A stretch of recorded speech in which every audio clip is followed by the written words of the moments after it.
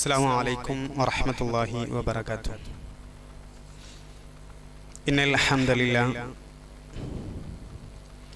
نحمده ونستعينه ونستغفره ونؤمن به ونتوكل عليه ونعوذ بالله من شرور أنفسنا ومن سيئات أعمالنا من يهده الله فلا مضل له ومن يضلل فلا هادي له وأشهد أن لا إله إلا الله وحده لا شريك له وأشهد أن محمدا عبده ورسوله أرسله بالهدى ودين الحق ليظهره على الدين كله ولو كره المشركون. اللهم صل على محمد وعلى آل محمد كما صليت على إبراهيم وعلى آل إبراهيم إنك حميد مجيد. اللهم بارك على محمد وعلى آل محمد كما باركت على إبراهيم وعلى آل إبراهيم إنك حميد مجيد. أما بعد فإن خير الكلام كلام الله وخير السنن سنن محمد صلى الله عليه وسلم وشر الأمور محدثاتها وكل محدثة بدعة وكل بدعة ضلالة وكل ضلالة في النار. يا أيها الذين آمنوا اتقوا الله حق تقاته ولا تموتن إلا وأنتم مسلمون. رب اشرح لي صدري ويسر لي أمري واحلل عقدة من لساني يفقهوا قولي. أعوذ بالله من الشيطان الرجيم. قل يا عبادي الذين أسرفوا على أنفسهم لا تقنطوا من رحمة الله إن الله يغفر الذنوب جميعا إنه هو الغفور الرحيم. ഏറെ സ്നേഹാദരണീയരായ സഹോദരി സഹോദരങ്ങളെ, സത്യവിശ്വാസികളെ, അള്ളാഹുവിനെ സൂക്ഷിച്ച് ജീവിക്കണേ എന്ന് ആമുഖമായി എല്ലാവരെയും ഓർമ്മപ്പെടുത്തുകയാണ്. പരിശുദ്ധ റമദാനിലെ പകുതി ദിനങ്ങൾ പിന്നിട്ട് അതിൻ്റെ അവസാന പത്തിലേക്ക് നീങ്ങുകയാണ് നമ്മൾ. വളരെ ആവേശത്തോടുകൂടി റമദാനിലേക്ക് പ്രവേശിച്ച് ഇബാദത്തുകളൊക്കെ ചെയ്തു തുടങ്ങിയ നമ്മൾ പകുതി പിന്നിട്ടത് വളരെ ഞെട്ടലോടുകൂടിയാണ്, വളരെ പെട്ടെന്ന് കഴിഞ്ഞതായാണ് നമുക്ക് ഫീൽ ചെയ്യുന്നത്. ഇന്നത്തെ പഠന ക്ലാസ്സിൽ മഹാനായ ഉമർ ഇബ്നുൽ ഖത്താബ് റളിയല്ലാഹു അൻഹുവിനെ കുറിച്ച് അദ്ദേഹത്തിന്റെ ചരിത്രം മനസ്സിലാക്കുമ്പോൾ ആ ചരിത്രങ്ങളിൽ നിന്നും നമ്മൾ പഠിക്കേണ്ട ചില പാഠങ്ങൾ, ഗുണപാഠങ്ങൾ തിരിച്ചറിയുമ്പോൾ ഈ ഒരു സമയത്തും ഒരുപാട് പ്രയാസമുള്ള ക്ഷീണമുള്ള സമയമായിട്ടും ഇൽമ് കേൾക്കാൻ വേണ്ടി, ദീനിന്റെ വിജ്ഞാനം ലഭിക്കാൻ വേണ്ടി, പുണ്യം ലഭിക്കണമെന്ന ആഗ്രഹത്തോടുകൂടി ക്ഷമയോടുകൂടി ഇവിടെ ഇരിക്കുക എന്നത് മഹത്തായ ഒരു കാര്യം തന്നെയാണ്. അള്ളാഹു നമ്മിൽ നിന്നും സ്വീകരിക്കുമാറാവട്ടെ. യഥാർത്ഥത്തിൽ ചരിത്രം എന്നുള്ളത് ഒരു സത്യമാണ്. ചരിത്രം എന്നതിനെ മായ്ക്കാൻ കഴിയില്ല. നമുക്ക് ഇന്ത്യ രാജ്യത്ത് നമ്മൾ ജീവിക്കുമ്പോൾ നമുക്കറിയാൻ പറ്റും, ചരിത്രത്തെ പേടിക്കുന്ന ഒരുപാട് ആളുകളുണ്ട്. ചരിത്രത്തെ എങ്ങനെയെങ്കിലും ഇല്ലാതാക്കാൻ ശ്രമിക്കുന്ന, മാറ്റിമറിക്കാൻ ശ്രമിക്കുന്ന ആളുകളുണ്ട്. അത് മാറ്റാൻ കഴിയാത്ത ഒന്നാണ് ചരിത്രം എന്ന് പറഞ്ഞാൽ. അതൊരു സത്യമാണ്. മാത്രമല്ല, ആ ചരിത്രം നമുക്ക് ഒരു ശക്തിയാണ്. ചരിത്രം നമുക്ക് പാഠമാണ്. ചരിത്രങ്ങൾ പഠിക്കുന്നതിലൂടെ നമുക്ക് ഈമാൻ വർദ്ധിക്കും. ചില ചരിത്രങ്ങൾ നമ്മുടെ വിശ്വാസത്തെ ദൃഢമാക്കും. പ്രതിസന്ധികളിലും പ്രയാസങ്ങളിലും പരീക്ഷണങ്ങളിലും നമുക്ക് ക്ഷമ കൈവരാൻ ചരിത്രങ്ങൾ പഠിക്കുന്നതിലൂടെ സാധിക്കും. നരകത്തെക്കുറിച്ചുള്ള ഭയം നമുക്കുണ്ടാവും. സ്വർഗത്തെക്കുറിച്ച് വല്ലാത്ത പ്രതീക്ഷ ചരിത്രങ്ങൾ ഒരുപാട് പഠിക്കുമ്പോൾ നമുക്കുണ്ടാവും. പല ആളുകളെക്കുറിച്ചും പലരും നമ്മൾ വളരെ വാചാലരായി സംസാരിക്കാറുണ്ട്. ചില ആളുകൾക്ക് ചില രാഷ്ട്രീയ നേതാക്കളെ വലിയ ഇഷ്ടമാണ്. അദ്ദേഹത്തിന്റെ മേന്മകളും മഹത്വങ്ങളൊക്കെ പറയും. ചില ആളുകൾക്ക് ചില സ്പോർട്സ് താരങ്ങളെ വലിയ ഇഷ്ടമാണ്. സ്പോർട്സ് താരങ്ങളുടെ കുടുംബ വിവരങ്ങൾ വരെ ചില കുട്ടികൾക്കൊക്കെ അറിയാം. അത്രയും ചില ആളുകളെ മഹത്വപ്പെടുത്തുകയും ഇഷ്ടപ്പെടുകയും ചെയ്യുന്ന ആളുകളുണ്ട്. ഇവരൊക്കെ ചില ഗുണങ്ങളുള്ള ആളുകളാണ്. ചില ഫിലിം രംഗത്ത് വർക്ക് ചെയ്യുന്ന ചില ആളുകൾ അല്ലേ, എല്ലാവരും അറിയപ്പെടുന്ന ഒരുപാട് ആളുകൾ, അവരൊക്കെ ഏതൊക്കെയോ മേഖലകളിൽ നിറഞ്ഞു നിൽക്കുന്നവരൊക്കെ തന്നെയാണ്, ശരിയാണ്. പക്ഷേ എല്ലാ മേഖലയിലും നിറഞ്ഞു നിൽക്കുന്നതായി നമുക്ക് കാണാൻ സാധിക്കുകയില്ല. അവരെ ഏതെങ്കിലുമൊക്കെ മേഖലയിൽ തിളങ്ങി നിൽക്കുന്നവരാണെങ്കിലും മറ്റു പല മേഖലകളിലും അതിനേക്കാൾ മോശമായവരാണ് എന്നുള്ളത് നമുക്കറിയാം. കുടുംബരംഗത്ത് വളരെ മോശമായിരിക്കാം, അല്ലെങ്കിൽ സാമ്പത്തിക രംഗത്ത് വളരെ മോശമായിരിക്കും. ഏതെങ്കിലും ഒരു മേഖലയിൽ തിളങ്ങി നിൽക്കുന്നു, എന്നാൽ മറ്റു പല മേഖലകളിലും അവർ മോശമാണ്, വീക്കാണ്. എന്നാൽ എല്ലാ രംഗത്തും മാതൃകയായി വ്യക്തമായി മനോഹരമായി ജീവിതം നമുക്ക് വരച്ച് കാണിച്ചു തന്ന ഒരു സമൂഹം നമുക്ക് കഴിഞ്ഞു പോയിട്ടുണ്ട്. അതാണ് റളിയല്ലാഹു അൻഹും വറദു അൻഹു. അള്ളാഹു അവരെ തൃപ്തിപ്പെട്ടിട്ടുണ്ട്, അവർ അള്ളാഹുവിനെയും തൃപ്തിപ്പെട്ടിട്ടുണ്ട് എന്നുള്ള ഗുഡ് സർട്ടിഫിക്കറ്റ് അള്ളാഹു നൽകിയ ആ വിഭാഗമാണ് സ്വഹാബത്ത് എന്നുള്ളത്. സ്വഹാബത്തിന്റെ ചരിത്രം എന്ന് പറഞ്ഞാൽ വളരെ സുന്ദരമാണ്, സംഭവ ബഹുലമാണ്, വെറുതെ പറയുന്നതല്ല. ആ സ്വഹാബത്തിന്റെ കൂട്ടത്തിൽ എന്തെല്ലാം ത്യാഗങ്ങൾ സഹിച്ച ആളുകളുണ്ട്, എന്തെല്ലാം അത്ഭുതങ്ങൾ തീർത്ത ആളുകളുണ്ട്. മഹാനായ പ്രവാചകൻ, ലോകത്ത് ഇന്ന് തന്നെ 740-ലധികം കോടിക്കണക്കിന് ജനങ്ങളുണ്ട്. അതിലേറെ കോടിക്കണക്കിന് ജനങ്ങൾ ജീവിച്ച് മരിച്ചുപോയി അല്ലെ. ഈ കോടിക്കണക്കിന് മനുഷ്യരിൽ ഏറ്റവും ഉന്നതനും ശ്രേഷ്ഠനുമായ മനുഷ്യൻ മഹാനായ മുഹമ്മദ് നബി സല്ലല്ലാഹു അലൈഹി വസല്ലമയെ നേരിട്ട് കാണാൻ ഭാഗ്യം ലഭിച്ചവരാണ് സ്വഹാബത്ത്. ആ സ്വഹാബത്ത് പ്രവാചകൻ സല്ലല്ലാഹു അലൈഹി വസല്ലമയെ കൈകൊണ്ട് തൊടാൻ, അടുത്ത് നിന്ന് കാണാൻ, നബിയോട് ചാര ജീവിക്കാൻ ഭാഗ്യം ലഭിച്ച അതുല്യമായ ഒരു വിഭാഗമാണ് സ്വഹാബികൾ എന്ന് പറഞ്ഞത്. ആ നബിയുടെ തിരുമൊഴികളിൽ നിന്നും നേരിട്ട് ഹദീസ് കേട്ടവരാണ്, അതിനുള്ള ഭാഗ്യം ലഭിച്ചവരാണ്. അതിനുവേണ്ടി അള്ളാഹു തെരഞ്ഞെടുത്ത വിഭാഗമാണ്. എത്രയോ ജനങ്ങൾ കഴിഞ്ഞു പോയിട്ടുണ്ട്, എത്രയോ ജനങ്ങൾ ഇനി വന്നുകൊണ്ടിരിക്കുന്നുണ്ട്, വരാനിരിക്കുന്നുണ്ട്. അതിലൊക്കെ ഈ ഒരു സ്വഹാബത്താണ് പ്രവാചകൻ സല്ലല്ലാഹു അലൈഹി വസല്ലമയുടെ കൂടെ ജീവിക്കാൻ വേണ്ടി തെരഞ്ഞെടുത്തത്. ഖൈറുന്നാസി ഖർനി, ഏറ്റവും ഉത്തമമായ ജനത എന്ന് പറഞ്ഞത് എൻ്റെ നൂറ്റാണ്ടിലുള്ള ജനത, ഞാനുമായി ബന്ധപ്പെട്ടതാണ്. സുമ്മ അല്ലദീന, പിന്നെ യലൂനഹും, പിന്നെ അതിനെ തുടർന്ന് വന്ന ആളുകൾ, താബികളെ കുറിച്ചൊക്കെ പറയുന്നത് നമുക്ക് കാണാൻ സാധിക്കും. അവസാനത്തെ സ്വഹാബി മരിക്കുന്നത് ഹിജ്റ 110-ലാണ്. തുഫൈൽ ഇബ്നു വാസില റളിയല്ലാഹു അൻഹു, ഹിജ്റ 110 അല്ലേ. അത്രയും കാലം അവിടെ നമുക്ക് കാണാൻ സാധിക്കും. ആ സ്വഹാബത്തിന്റെ പ്രത്യേകത, അവർ പ്രവാചകൻ സല്ലല്ലാഹു അലൈഹി വസല്ലമയെ അത്രമാത്രം ഇഷ്ടപ്പെട്ടിരുന്നു, വല്ലാതെ ഇഷ്ടപ്പെട്ടിരുന്നു. നമുക്ക് ചിന്തിക്കാൻ കഴിയുന്ന അതിലപ്പുറം സ്വഹാബത്തിനെ അവർ സ്നേഹിച്ചിരുന്നു. ചില സ്വഹാബിമാരൊക്കെ ചില ഹദീസുകൾ പറയുമ്പോൾ ചിരിച്ചുകൊണ്ടാ പറയാം. ചില ഹദീസ് ഇങ്ങനെ പറയുമ്പോൾ ചിരിച്ചുകൊണ്ട് പറയും. ചില ഹദീസുകൾ പഠിപ്പിച്ചു കൊടുക്കുമ്പോൾ കൈകൾ ഇങ്ങനെ ചേർത്ത് പിടിച്ചിട്ട് പറയാം, അല്ലെങ്കിൽ തോളിൽ കൈയിട്ടിട്ട് ഹദീസ് പറഞ്ഞു കൊടുക്കും. ചില ഹദീസ് പറയുമ്പോൾ ചിലർ ഇരുന്ന് പറയാം. അപ്പൊ എന്താ അങ്ങനെയൊക്കെ ചെയ്യുന്ന വെച്ചപ്പോൾ, ഇത് റസൂൽ ഇങ്ങനെയാണ് പറഞ്ഞു തന്നത്. ഈ ഹദീസ് റസൂൽ സല്ലല്ലാഹു അലൈഹി വസല്ലം ഇരുന്നു കൊണ്ടാണ് ഈ ഹദീസ് പറഞ്ഞത്, അതുകൊണ്ട് ഞങ്ങളൊക്കെ ഇരുന്നു കൊണ്ടാണ് ഈ ഹദീസ് പറയാം. വേറൊരാൾക്ക് പഠിപ്പിച്ചു കൊടുക്കും. അത്രമാത്രം നബിയെ സ്നേഹിച്ചു, നമുക്ക് ചിന്തിക്കാൻ പോലും കഴിയില്ല. അതിന് മാത്രം ഇഷ്ടമായിരുന്നു. അതുകൊണ്ട് സ്വഹാബത്തിനോടുള്ള സ്നേഹം എന്ന് പറഞ്ഞാൽ നമ്മുടെ ഈമാനിന്റെ ഭാഗം. ആ സ്വഹാബത്തിൽ ഏതെങ്കിലും ഒരു സ്വഹാബത്തിനെ ഒരു തരിയെങ്കിലും നമുക്ക് വെറുപ്പ് തോന്നിയാൽ അത് നിഫാഖിന്റെ അടയാളാണ്. ഒരൊറ്റ സ്വഹാബിയോട് പോലും ഒരു തരി വെറുപ്പോ അനിഷ്ടമോ നമുക്ക് ഉണ്ടാകാൻ പാടില്ല, നമ്മുടെ ഈമാനിന്റെ ഭാഗം. അങ്ങനെ അനിഷ്ടമോ വെറുപ്പോ നമുക്കുണ്ടെങ്കിൽ അത് നിഫാഖാണ്, കാപട്യമാണ് എന്നുള്ളതാണ്. അതുകൊണ്ട് ഈ സ്വഹാബത്തിനെ കുറിച്ച് പഠിക്കുക എന്നുള്ളത് നിർബന്ധമാണ് എന്ന് പോലും പണ്ഡിതന്മാർ, ഹസനുൽ ബസ്സരി റഹ്മത്തുള്ളാഹി അലൈഹിയെ പോലെയുള്ള പല പണ്ഡിതന്മാരും പറഞ്ഞതായി നമുക്ക് കാണാൻ സാധിക്കും. നബി സല്ലല്ലാഹു അലൈഹി വസല്ലം പറഞ്ഞതാണ്, ലാ തസുബ്ബു അസ്ഹാബി, എന്റെ സ്വഹാബത്തിനെ നിങ്ങൾ ചീത്ത പറയരുത് എന്ന് പ്രത്യേകമായി പറഞ്ഞതായി നമുക്ക് കാണാൻ സാധിക്കും. ഈ ഉമ്മത്തിന്റെ, മുസ്ലിം സമുദായത്തിന്റെ സംരക്ഷകരാണ് സ്വഹാബത്ത് എന്നുള്ളത് അല്ലേ. അവരിൽ വളരെ പ്രധാനപ്പെട്ട പേര്, മുസ്ലിമായ ഒരാൾക്ക് ഉമർ എന്ന് അറിയാത്ത ഒരാളുണ്ടാവില്ല. മുസ്ലിമായ ഏതൊരു മനുഷ്യനും അറിയുന്ന ഒരു പേരാണ് ഉമർ ഇബ്നുൽ ഖത്താബ് റളിയല്ലാഹു അൻഹു.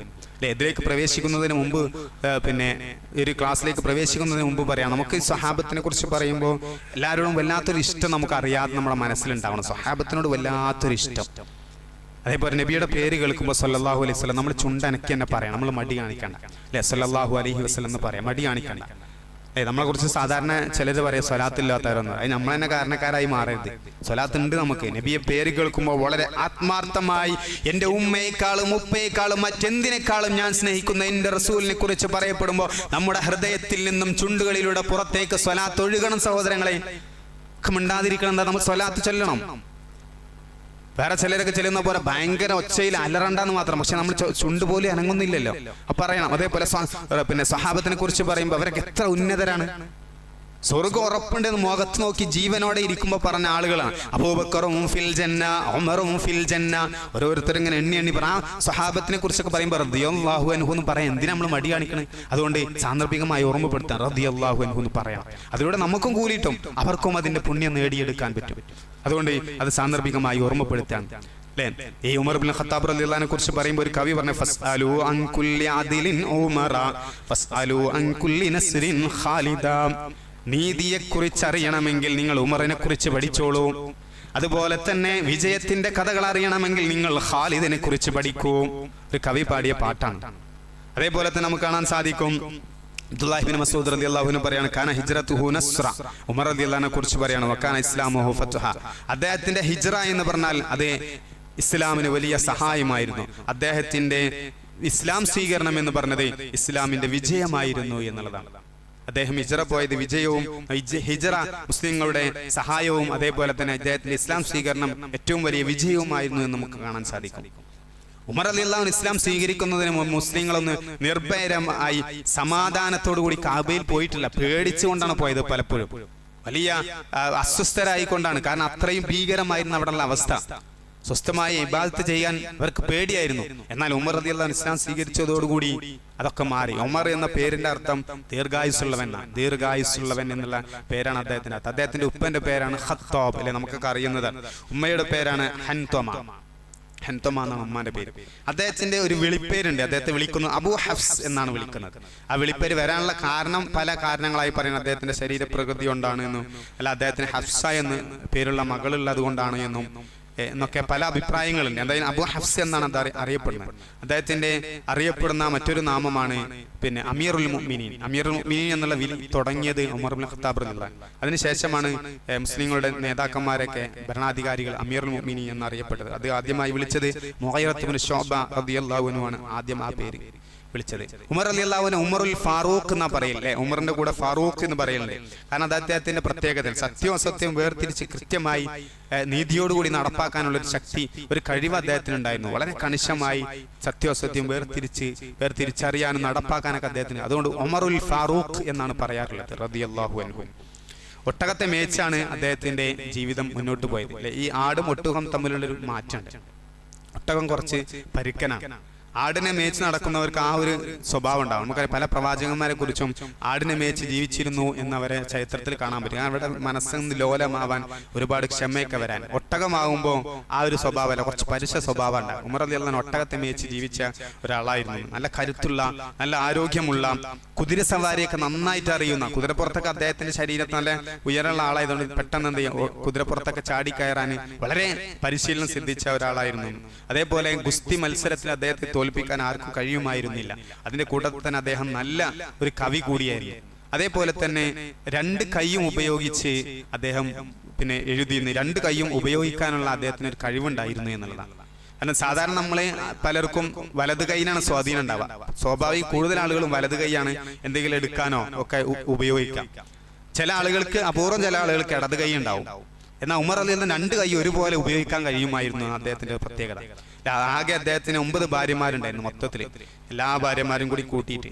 അപ്പൊ നല്ല പൊക്കവും ആരോഗ്യമൊക്കെ ഉള്ള ആളായതുകൊണ്ട് കുതിരപ്പുറത്തൊക്കെ പെട്ടെന്ന് ചാടിക്കയറാൻ സാധിക്കുമായിരുന്നു. അദ്ദേഹം ഇസ്ലാം തുടങ്ങുന്ന സമയത്ത് അദ്ദേഹത്തിന്റെ ആ ഒരു ഇസ്ലാം സ്വീകരണം, അദ്ദേഹം ഇസ്ലാം ആവണമെന്ന് നബി സല്ലല്ലാഹു അലൈഹി വസല്ലം വല്ലാതെ കൊതിച്ചിരുന്നു. കാരണം അത്രയും കഴിവുള്ള ഒരാളായിരുന്നു. അല്ലാഹു പ്രാർത്ഥിച്ചിട്ടുണ്ട്, അല്ലാഹുമ്മ ആഇസ്ൽ ഇസ്ലാമ ബി അഹദിൽ ഉമറൈൻ. 2 ഉമറുണ്ട്, ശക്തരായ 2 ഉമർ. അതിൽ ഏതെങ്കിലും ഒരു ഉമറിനെ കൊണ്ട് ഇസ്ലാമിന് ശക്തി പകരണേ എന്ന് പ്രവാചകൻ സല്ലല്ലാഹു അലൈഹി വസല്ലം പ്രാർത്ഥിച്ചിട്ടുണ്ട്. ആരൊക്കെയാണ്? ഒന്ന് ഉമറാണ്, ഒന്ന് അബൂജഹലാണ്. 2 പേരും ഉമർ എന്ന പേര്. അബൂജഹലിന്റെ പേരും ഉമറായിരുന്നു. അപ്പോൾ ഈ 2 പേരുടെയും ആരെങ്കിലും ഒരാൾ ഇസ്ലാം സ്വീകരണം കൊണ്ട് ഇസ്ലാമിന്റെ ശക്തി നൽകണമെന്ന് പ്രവാചകൻ സല്ലല്ലാഹു അലൈഹി വസല്ലം ആഗ്രഹിക്കുകയും പ്രാർത്ഥിക്കുകയും ചെയ്തിരുന്നു എന്ന് നമുക്ക് കാണാൻ സാധിക്കും. അതുകൊണ്ട് ഇവിടൊക്കെ നമ്മൾ മനസ്സിലാക്കിയാണിത്. ശത്രുക്കളോട്, നമ്മൾ എതിരാളികൾ, പലപ്പോഴും നമുക്ക് ചില ആളുകളെ കാണുമ്പോൾ അവനൊരിക്കലും ശരിയാവില്ല, നമ്മളോട് ഭയങ്കര വെറുപ്പാണ്, ആദർശപരമായി നമ്മളോട് എതിർത്ത് നിൽക്കുന്നവനാണ്, ഒരു വെറുപ്പോട് കൂടി ചില ആളുകൾ നമ്മളങ്ങനെ ഓർക്കാറുണ്ട്. എപ്പോഴും നമുക്ക് തടസ്സമായി, നമ്മളോട് എപ്പോഴും എതിരിട്ട് നിൽക്കുന്ന ആദർശത്തിൽ നാട്ടിലൊക്കെയുള്ള ചില ആളുകൾ. അങ്ങനെ നമ്മൾ ആരെയും മാറ്റി വെക്കരുത്. അവരൊക്കെ നന്നാവണം നമ്മൾ ആഗ്രഹിക്കണം. ഒന്ന് ആലോചിച്ച് നോക്കി, ഏറ്റവും വലിയ ശത്രുത ഉണ്ടായിരുന്ന ഉമർ റളിയല്ലാഹു പോലും ഇസ്ലാം സ്വീകരിക്കണം എന്ന് നബി സല്ലല്ലാഹു അലൈഹി വസല്ലം ആഗ്രഹിച്ചിരുന്നു. അതേപോലെ നമുക്ക് ആഗ്രഹിക്കാം. നമ്മുടെ ഒരുപാട് സഹോദരങ്ങൾ നമ്മുടെ ആദർശത്തെ തെറ്റിദ്ധരിച്ച് നമ്മെ വെറുപ്പോടുകൂടി കാണുന്ന പലരും ഉണ്ടാവും. അവരൊക്കെ അകറ്റി നിർത്തുന്നതിന് പകരം അവരൊക്കെ നന്നാവണമെന്ന് അതിയായി ആഗ്രഹിക്കണം. നമ്മൾ നബി സല്ലല്ലാഹു അലൈഹി വസല്ലം ആഗ്രഹിച്ചിരുന്നു എന്നുള്ളതാണ്.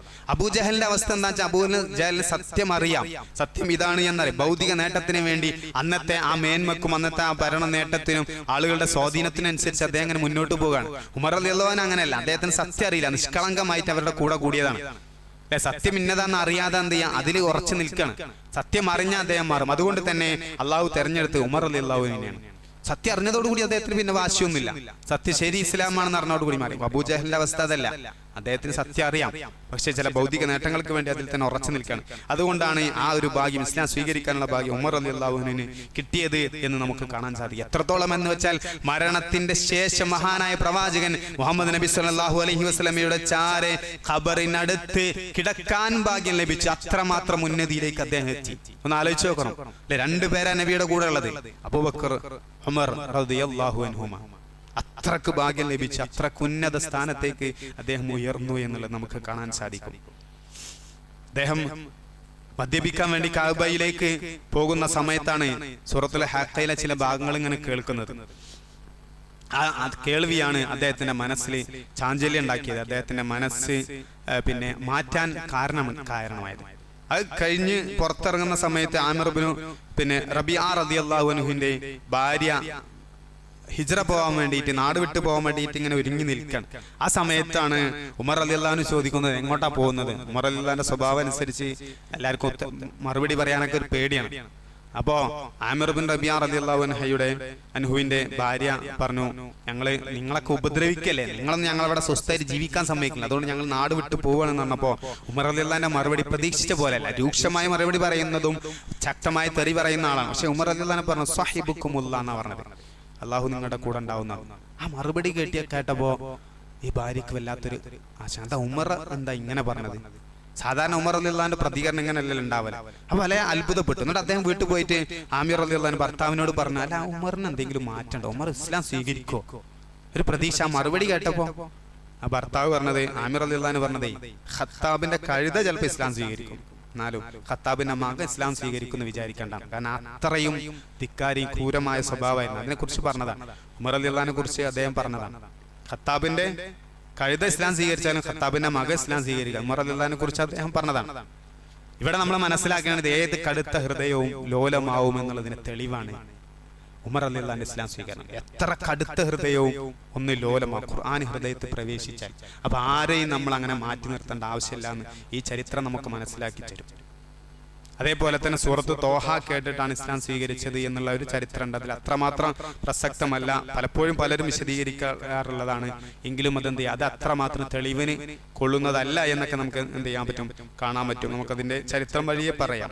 എന്തായാലും അദ്ദേഹത്തിന്റെ ആ ഇസ്ലാം സ്വീകരണം വലിയ ഒരു വെളിച്ചമായി, വലിയ ഒരു വിജയത്തിന്റെ കാരണമായി, മുസ്ലിങ്ങൾക്ക് വലിയ സന്തോഷത്തിന് കാരണമായി ഉമർ റളിയല്ലാഹുവിന്റെ ഇസ്ലാം സ്വീകരണം എന്നുള്ളതാണ്. അങ്ങനെ ദാറുൽ അർഖമിൽ ചർച്ചകൾ നടന്നുകൊണ്ടിരിക്കുന്ന ആ ഒരു സമയത്താണ് അദ്ദേഹം അവിടെ വന്ന് ഇസ്ലാം സ്വീകരിക്കുന്നത്. ദാറുൽ അർഖമിലേക്ക് ഇങ്ങനെ വരുമ്പോൾ നബി കണ്ട് അദ്ദേഹത്തോട് സംസാരിച്ച് ഇസ്ലാം സ്വീകരിക്കുന്നത് അല്ലേ. ഒരുപാട് ക്രൂരമായ ചരിത്രം ഉണ്ടായിരുന്ന ഉമർ ഖത്താബ് റളിയല്ലാഹു അൻഹു ഒരുപാട് മാറി. അദ്ദേഹത്തിന് വളരെ മോശമായ ചരിത്രം ഉണ്ടായിരുന്നു. പക്ഷേ ഇസ്ലാം ഉൾക്കൊണ്ടതോടുകൂടി അദ്ദേഹം മാറി. ദീൻ പഠിച്ചാൽ മാറ്റം ഉണ്ടാവും എന്നുള്ളതിന്റെ ഏറ്റവും വലിയ തെളിവാണ്. ദീൻ പഠിച്ചു, അദ്ദേഹം മാറി. ആരെയും പേടിയില്ലാതെ അങ്ങാടികളിലേക്ക് കയറി ചെന്നിട്ട് പണം ചോദിക്കും. അദ്ദേഹം വാളും പിടിച്ച് കുതിരപ്പുറത്ത് അദ്ദേഹം എന്ത് ചെയ്യും, ചെന്നിട്ട് പണം ചോദിക്കും. പണം ചോദിച്ചിട്ട് തന്നിട്ടില്ലെങ്കിൽ ഒരൊറ്റ വെട്ടാണ് തല തെറിച്ചു പോകും, പൈസ എടുക്കും. എന്നിട്ട് അടുത്ത ആളടുത്തേക്ക് എങ്ങനെ പോവുക അറിയാം, അദ്ദേഹത്തിന്റെ മരിച്ചു വീണ അദ്ദേഹത്തിന്റെ ചെറിയ വിരലുകൾ മുറിച്ചെടുത്തിട്ട് അതിങ്ങനെ കഴുത്തിൽ തൂക്കിയിട്ടിട്ട് ലോക്കറ്റ് പോലെ മാലട്ടിട്ടാണ് പിന്നെ അടുത്ത ആളടുത്തേക്ക് പോവുക. അത്രയും ഭീകരാന്തരീക്ഷം സൃഷ്ടിച്ചിട്ട് പണം എടുക്കാം. പണിക്കൊന്നും പോവാതെ പണം ഉണ്ടാക്കും. എല്ലാവരെയും ആരെയും പേടിയില്ല, ഒരു കൂസലില്ലാതെ ജീവിച്ച അദ്ദേഹമായിരുന്നു. പക്ഷേ ഇപ്പോൾ അദ്ദേഹം ശാന്തനാണ്.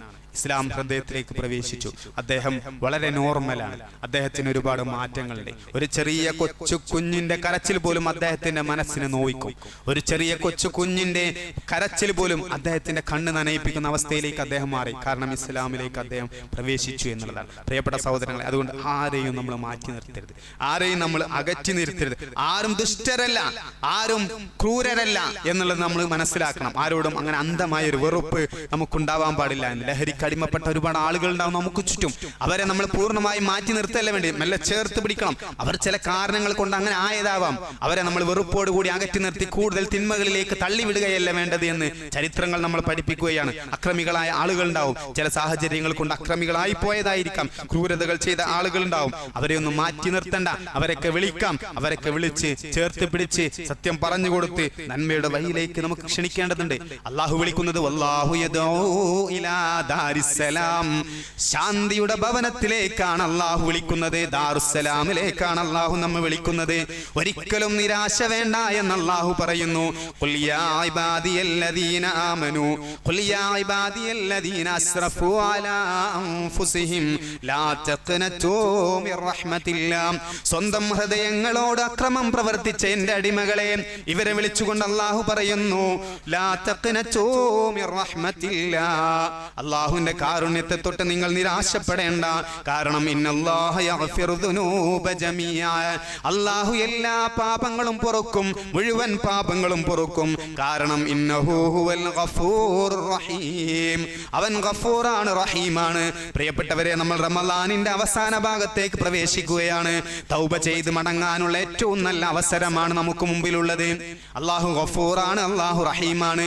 ഈ ബോധം നമുക്കുണ്ടെങ്കിൽ നമുക്ക് സുന്ദരമായി മാറാൻ പറ്റും. നമ്മുടെ തിന്മകൾ, പഴയകാല തിന്മകൾ നമ്മെ വല്ലാതെ അസ്വസ്ഥപ്പെടുത്തുന്നുണ്ടെങ്കിൽ നമുക്കതിൽ മാറ്റം വരുത്താൻ പറ്റും.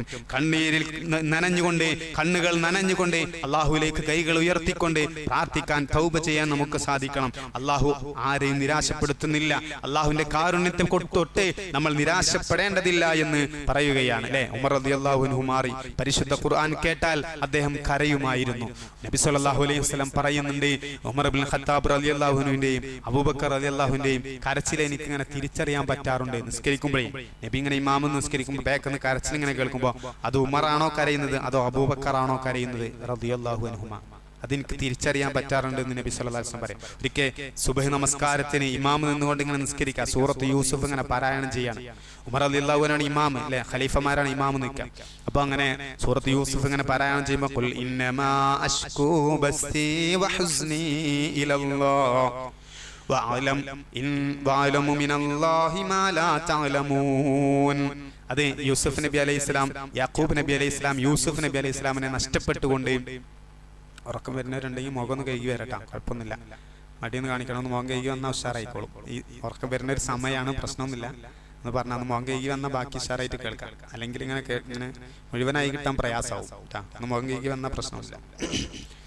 അപ്പോൾ ഈ ആയത്ത് ഇങ്ങനെ ഓതിയിട്ട് ഇമാമ് നിന്ന് ഇങ്ങനെ പാരായണം ചെയ്യാണ്. ഈ ആയത്ത് ഓതിയിട്ട് അദ്ദേഹം കരയാണ്. കാരണം യാക്കൂബ് നബി അലൈഹി ഇസ്ലാം യൂസുഫ് നബി അലൈഹി ഇസ്ലാമിനെ നഷ്ടപ്പെട്ട് ആ വിഷമങ്ങൾ അള്ളാഹുലേക്ക് ഇങ്ങനെ പകർത്താണ്. എല്ലാ പ്രയാസങ്ങളും അള്ളാഹുലേക്ക് പറയാൻ പറ്റുമെന്ന് അദ്ദേഹം ഇങ്ങനെ മനസ്സിലാക്കണം. എന്ത് പ്രയാസങ്ങൾ അള്ളാഹുലേക്ക്, ഇന്നമാ അശ്കൂ ബസ്സി വഹുസ്നി ഇലല്ലാഹ്, ഞാൻ എൻ്റെ സങ്കടങ്ങൾ അള്ളാഹുവിലേക്ക് ബോധിപ്പിക്കുകയാണ്. ഞാൻ എൻ്റെ സങ്കടങ്ങൾ അള്ളാഹുവിലേക്ക്, എൻ്റെ പരാതിയും എൻ്റെ പരിഭവങ്ങളുമെല്ലാം അള്ളാഹുവിലേക്ക് മടക്കുന്നു. മനോഹരമായ വചനം കേട്ട് ഉമർ റളിയല്ലാഹു അൻഹു കരയുകയാണ്. ഇമാമ് നിന്ന് ഓതുമ്പോൾ ഇങ്ങനെ കരയാണ്. ഉമർ റളിയല്ലാഹുവിന്റെ മാറ്റമാണ്, ഹൃദയത്തെ അദ്ദേഹം സ്വാധീനിച്ചു. പ്രിയപ്പെട്ട സഹോദരങ്ങളെ, പരിശുദ്ധ ഖുർആനും നമ്മളും എവിടെയാണെന്നുള്ളത് മനോഹരമായി ചിന്തിക്കേണ്ട ഒരു സമയമാണ്. പരിശുദ്ധ റമളാൻ ഷഹ്റുൽ ഖുർആനാണ്, ഖുർആനിന്റെ മാസമാണ്.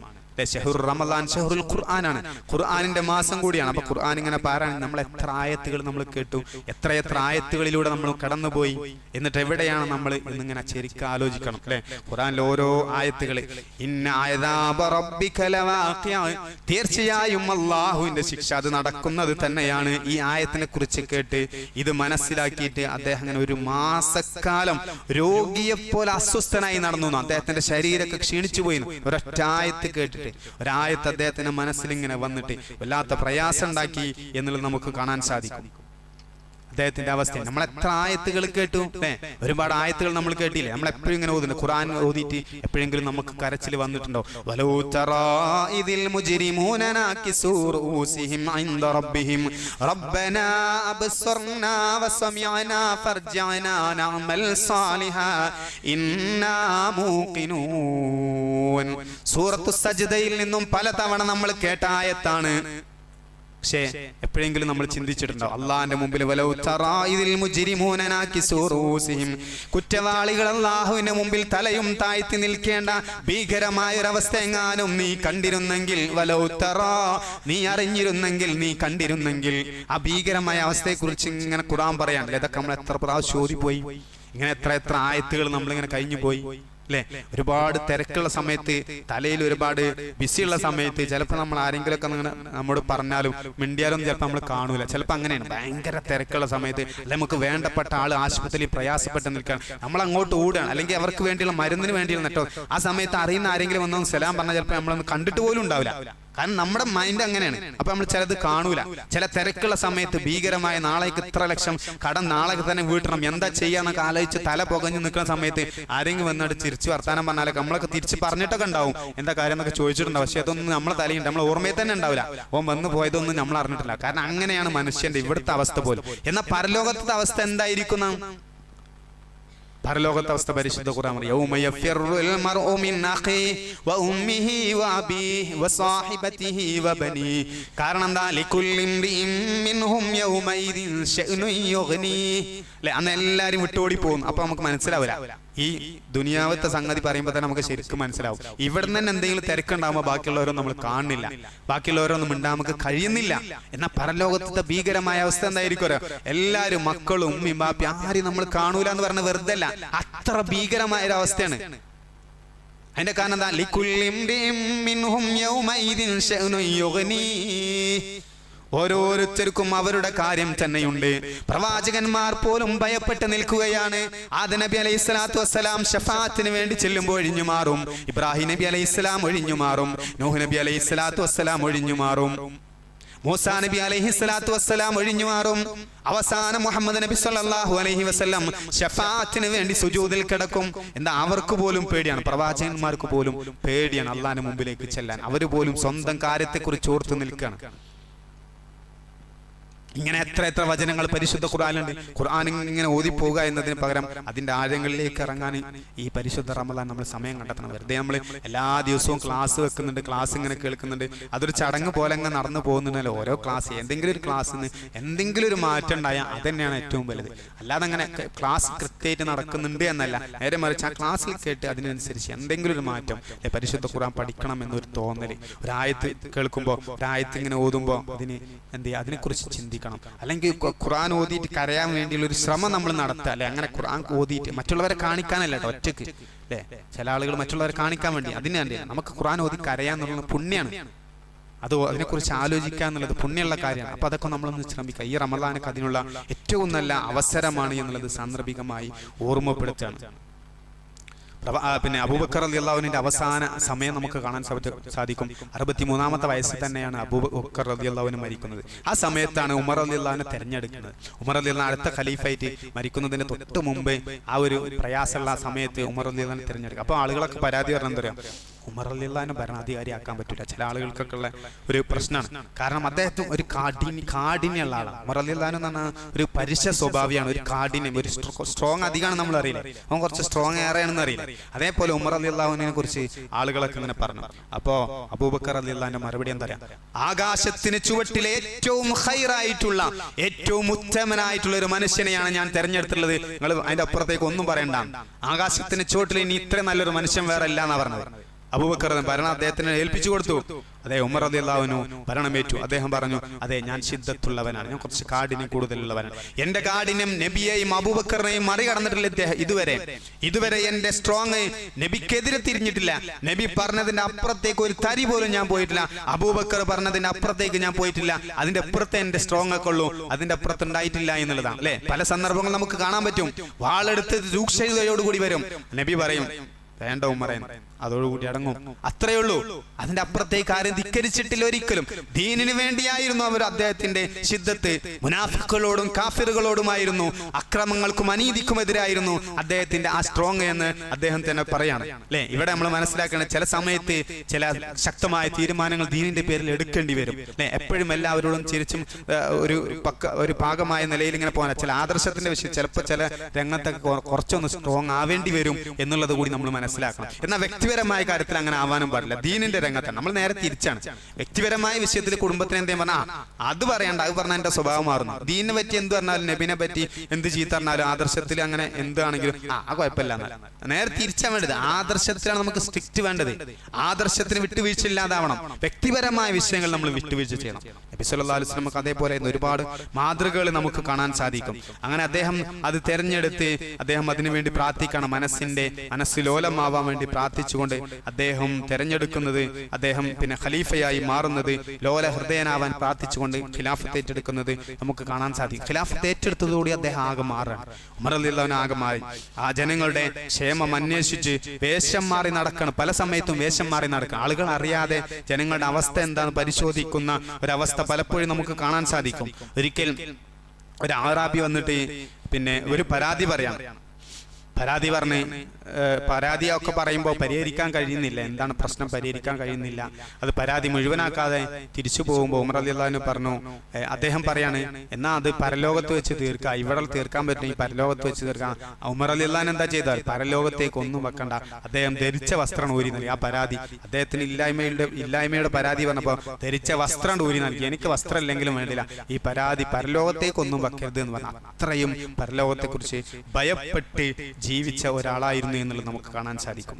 ചില ആളുകൾ ഉമർ റളിയല്ലാഹു അൻഹുവിനോട് പറഞ്ഞു, ഇദ്ദേഹത്തിന്റെ തിരക്ക് കാരണം അദ്ദേഹം അസ്വസ്ഥനാണ്, അല്ലെ, ഉറക്കമില്ലാതെ വിശ്രമമില്ലാതെ പ്രജകളുടെ കാര്യം അതിന്റെ ലിസ്റ്റ് ഉണ്ടാക്കലും ആളുകളുടെ ലിസ്റ്റ് ഉണ്ടാക്കുക, അവരുടെ ക്ഷേമങ്ങൾ അന്വേഷിക്കുക, ഇത് വല്ലാത്ത പ്രയാസം സൃഷ്ടിച്ച് അദ്ദേഹത്തിന്റെ ശരീരപ്രകൃതി, അദ്ദേഹത്തിന്റെ നിറം പോലും മാറാൻ തുടങ്ങി. ആളുകളൊക്കെ പറഞ്ഞു, ഉമറേ കുറച്ചൊന്ന് റെസ്റ്റ് എടുക്ക്, ഒന്ന് വിശ്രമിക്കുക എന്ന് പറഞ്ഞപ്പോ എന്താ പറഞ്ഞതറിയോ?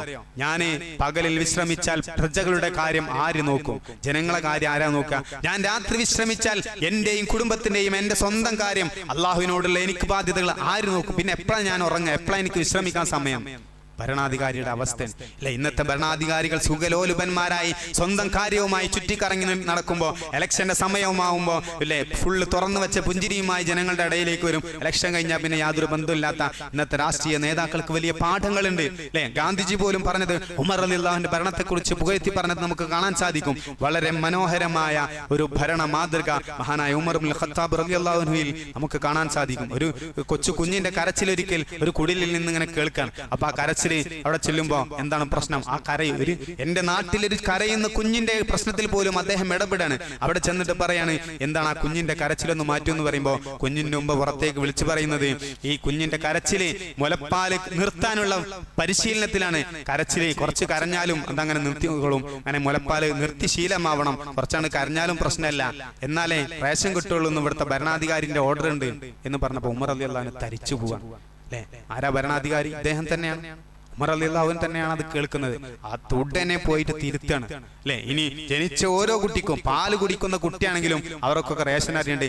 ഞാൻ കാരണം ഒരു കുട്ടിയുടെ പാല് നഷ്ടപ്പെടാൻ പാടില്ല അല്ലെ. ഞാൻ കാരണം ആ കുട്ടിയുടെ പാല് നിർത്താൻ വേണ്ടിയിട്ട് ആ കുട്ടിയെ പ്രയാസപ്പെടുത്തുന്നത്, അങ്ങനെ ഒരു കാര്യം ഉണ്ടാവാൻ പാടില്ല. ജനിച്ച ചെറിയ കുട്ടിയാണെങ്കിലും അവർക്കൊക്കെ റേഷൻ അരി ഉണ്ടാവും എന്ന് അവിടെ മാറ്റുന്ന, അത്രയും ലോല ഹൃദയമായി മാറുന്ന ഒരവസ്ഥയിലേക്ക് അദ്ദേഹം മാറണം. പലപ്പോഴും സ്വന്തമായി ചുമലിൽ അല്ലെ, ആളറിയാതെ ഭരണാധികാരിയാണ് എന്നുള്ള നിലക്കല്ല, 4 ഭാഗത്തുനിന്നും 4 ഫോട്ടോ എടുക്കുന്ന ഫോട്ടോഗ്രാഫർമാരും എല്ലാ ഭാഗത്തുനിന്നും പത്രസമ്മേളനമൊക്കെ നടത്തിയ ആളെ എല്ലാവരും വിളിച്ചു കൂട്ടിയിട്ട് ഇതാ ഞാൻ ഭരണാധികാരിയാണ് കൊടുക്കുക എന്ന് പറഞ്ഞിട്ടല്ല. ആരും അറിയാതെ ഭരണാധികാരിയാണ് എന്നറിയാതെ പലപ്പോഴും അദ്ദേഹം സ്വന്തം ചുമലിൽ ഏറ്റി ആളുകളെ ഏൽപ്പിക്കല്ല, കൊണ്ടേ കൊടുക്കാൻ, സ്വന്തമായി കൊണ്ട് അദ്ദേഹം കൊണ്ടുപോയി കൊടുത്തിട്ടുണ്ട്.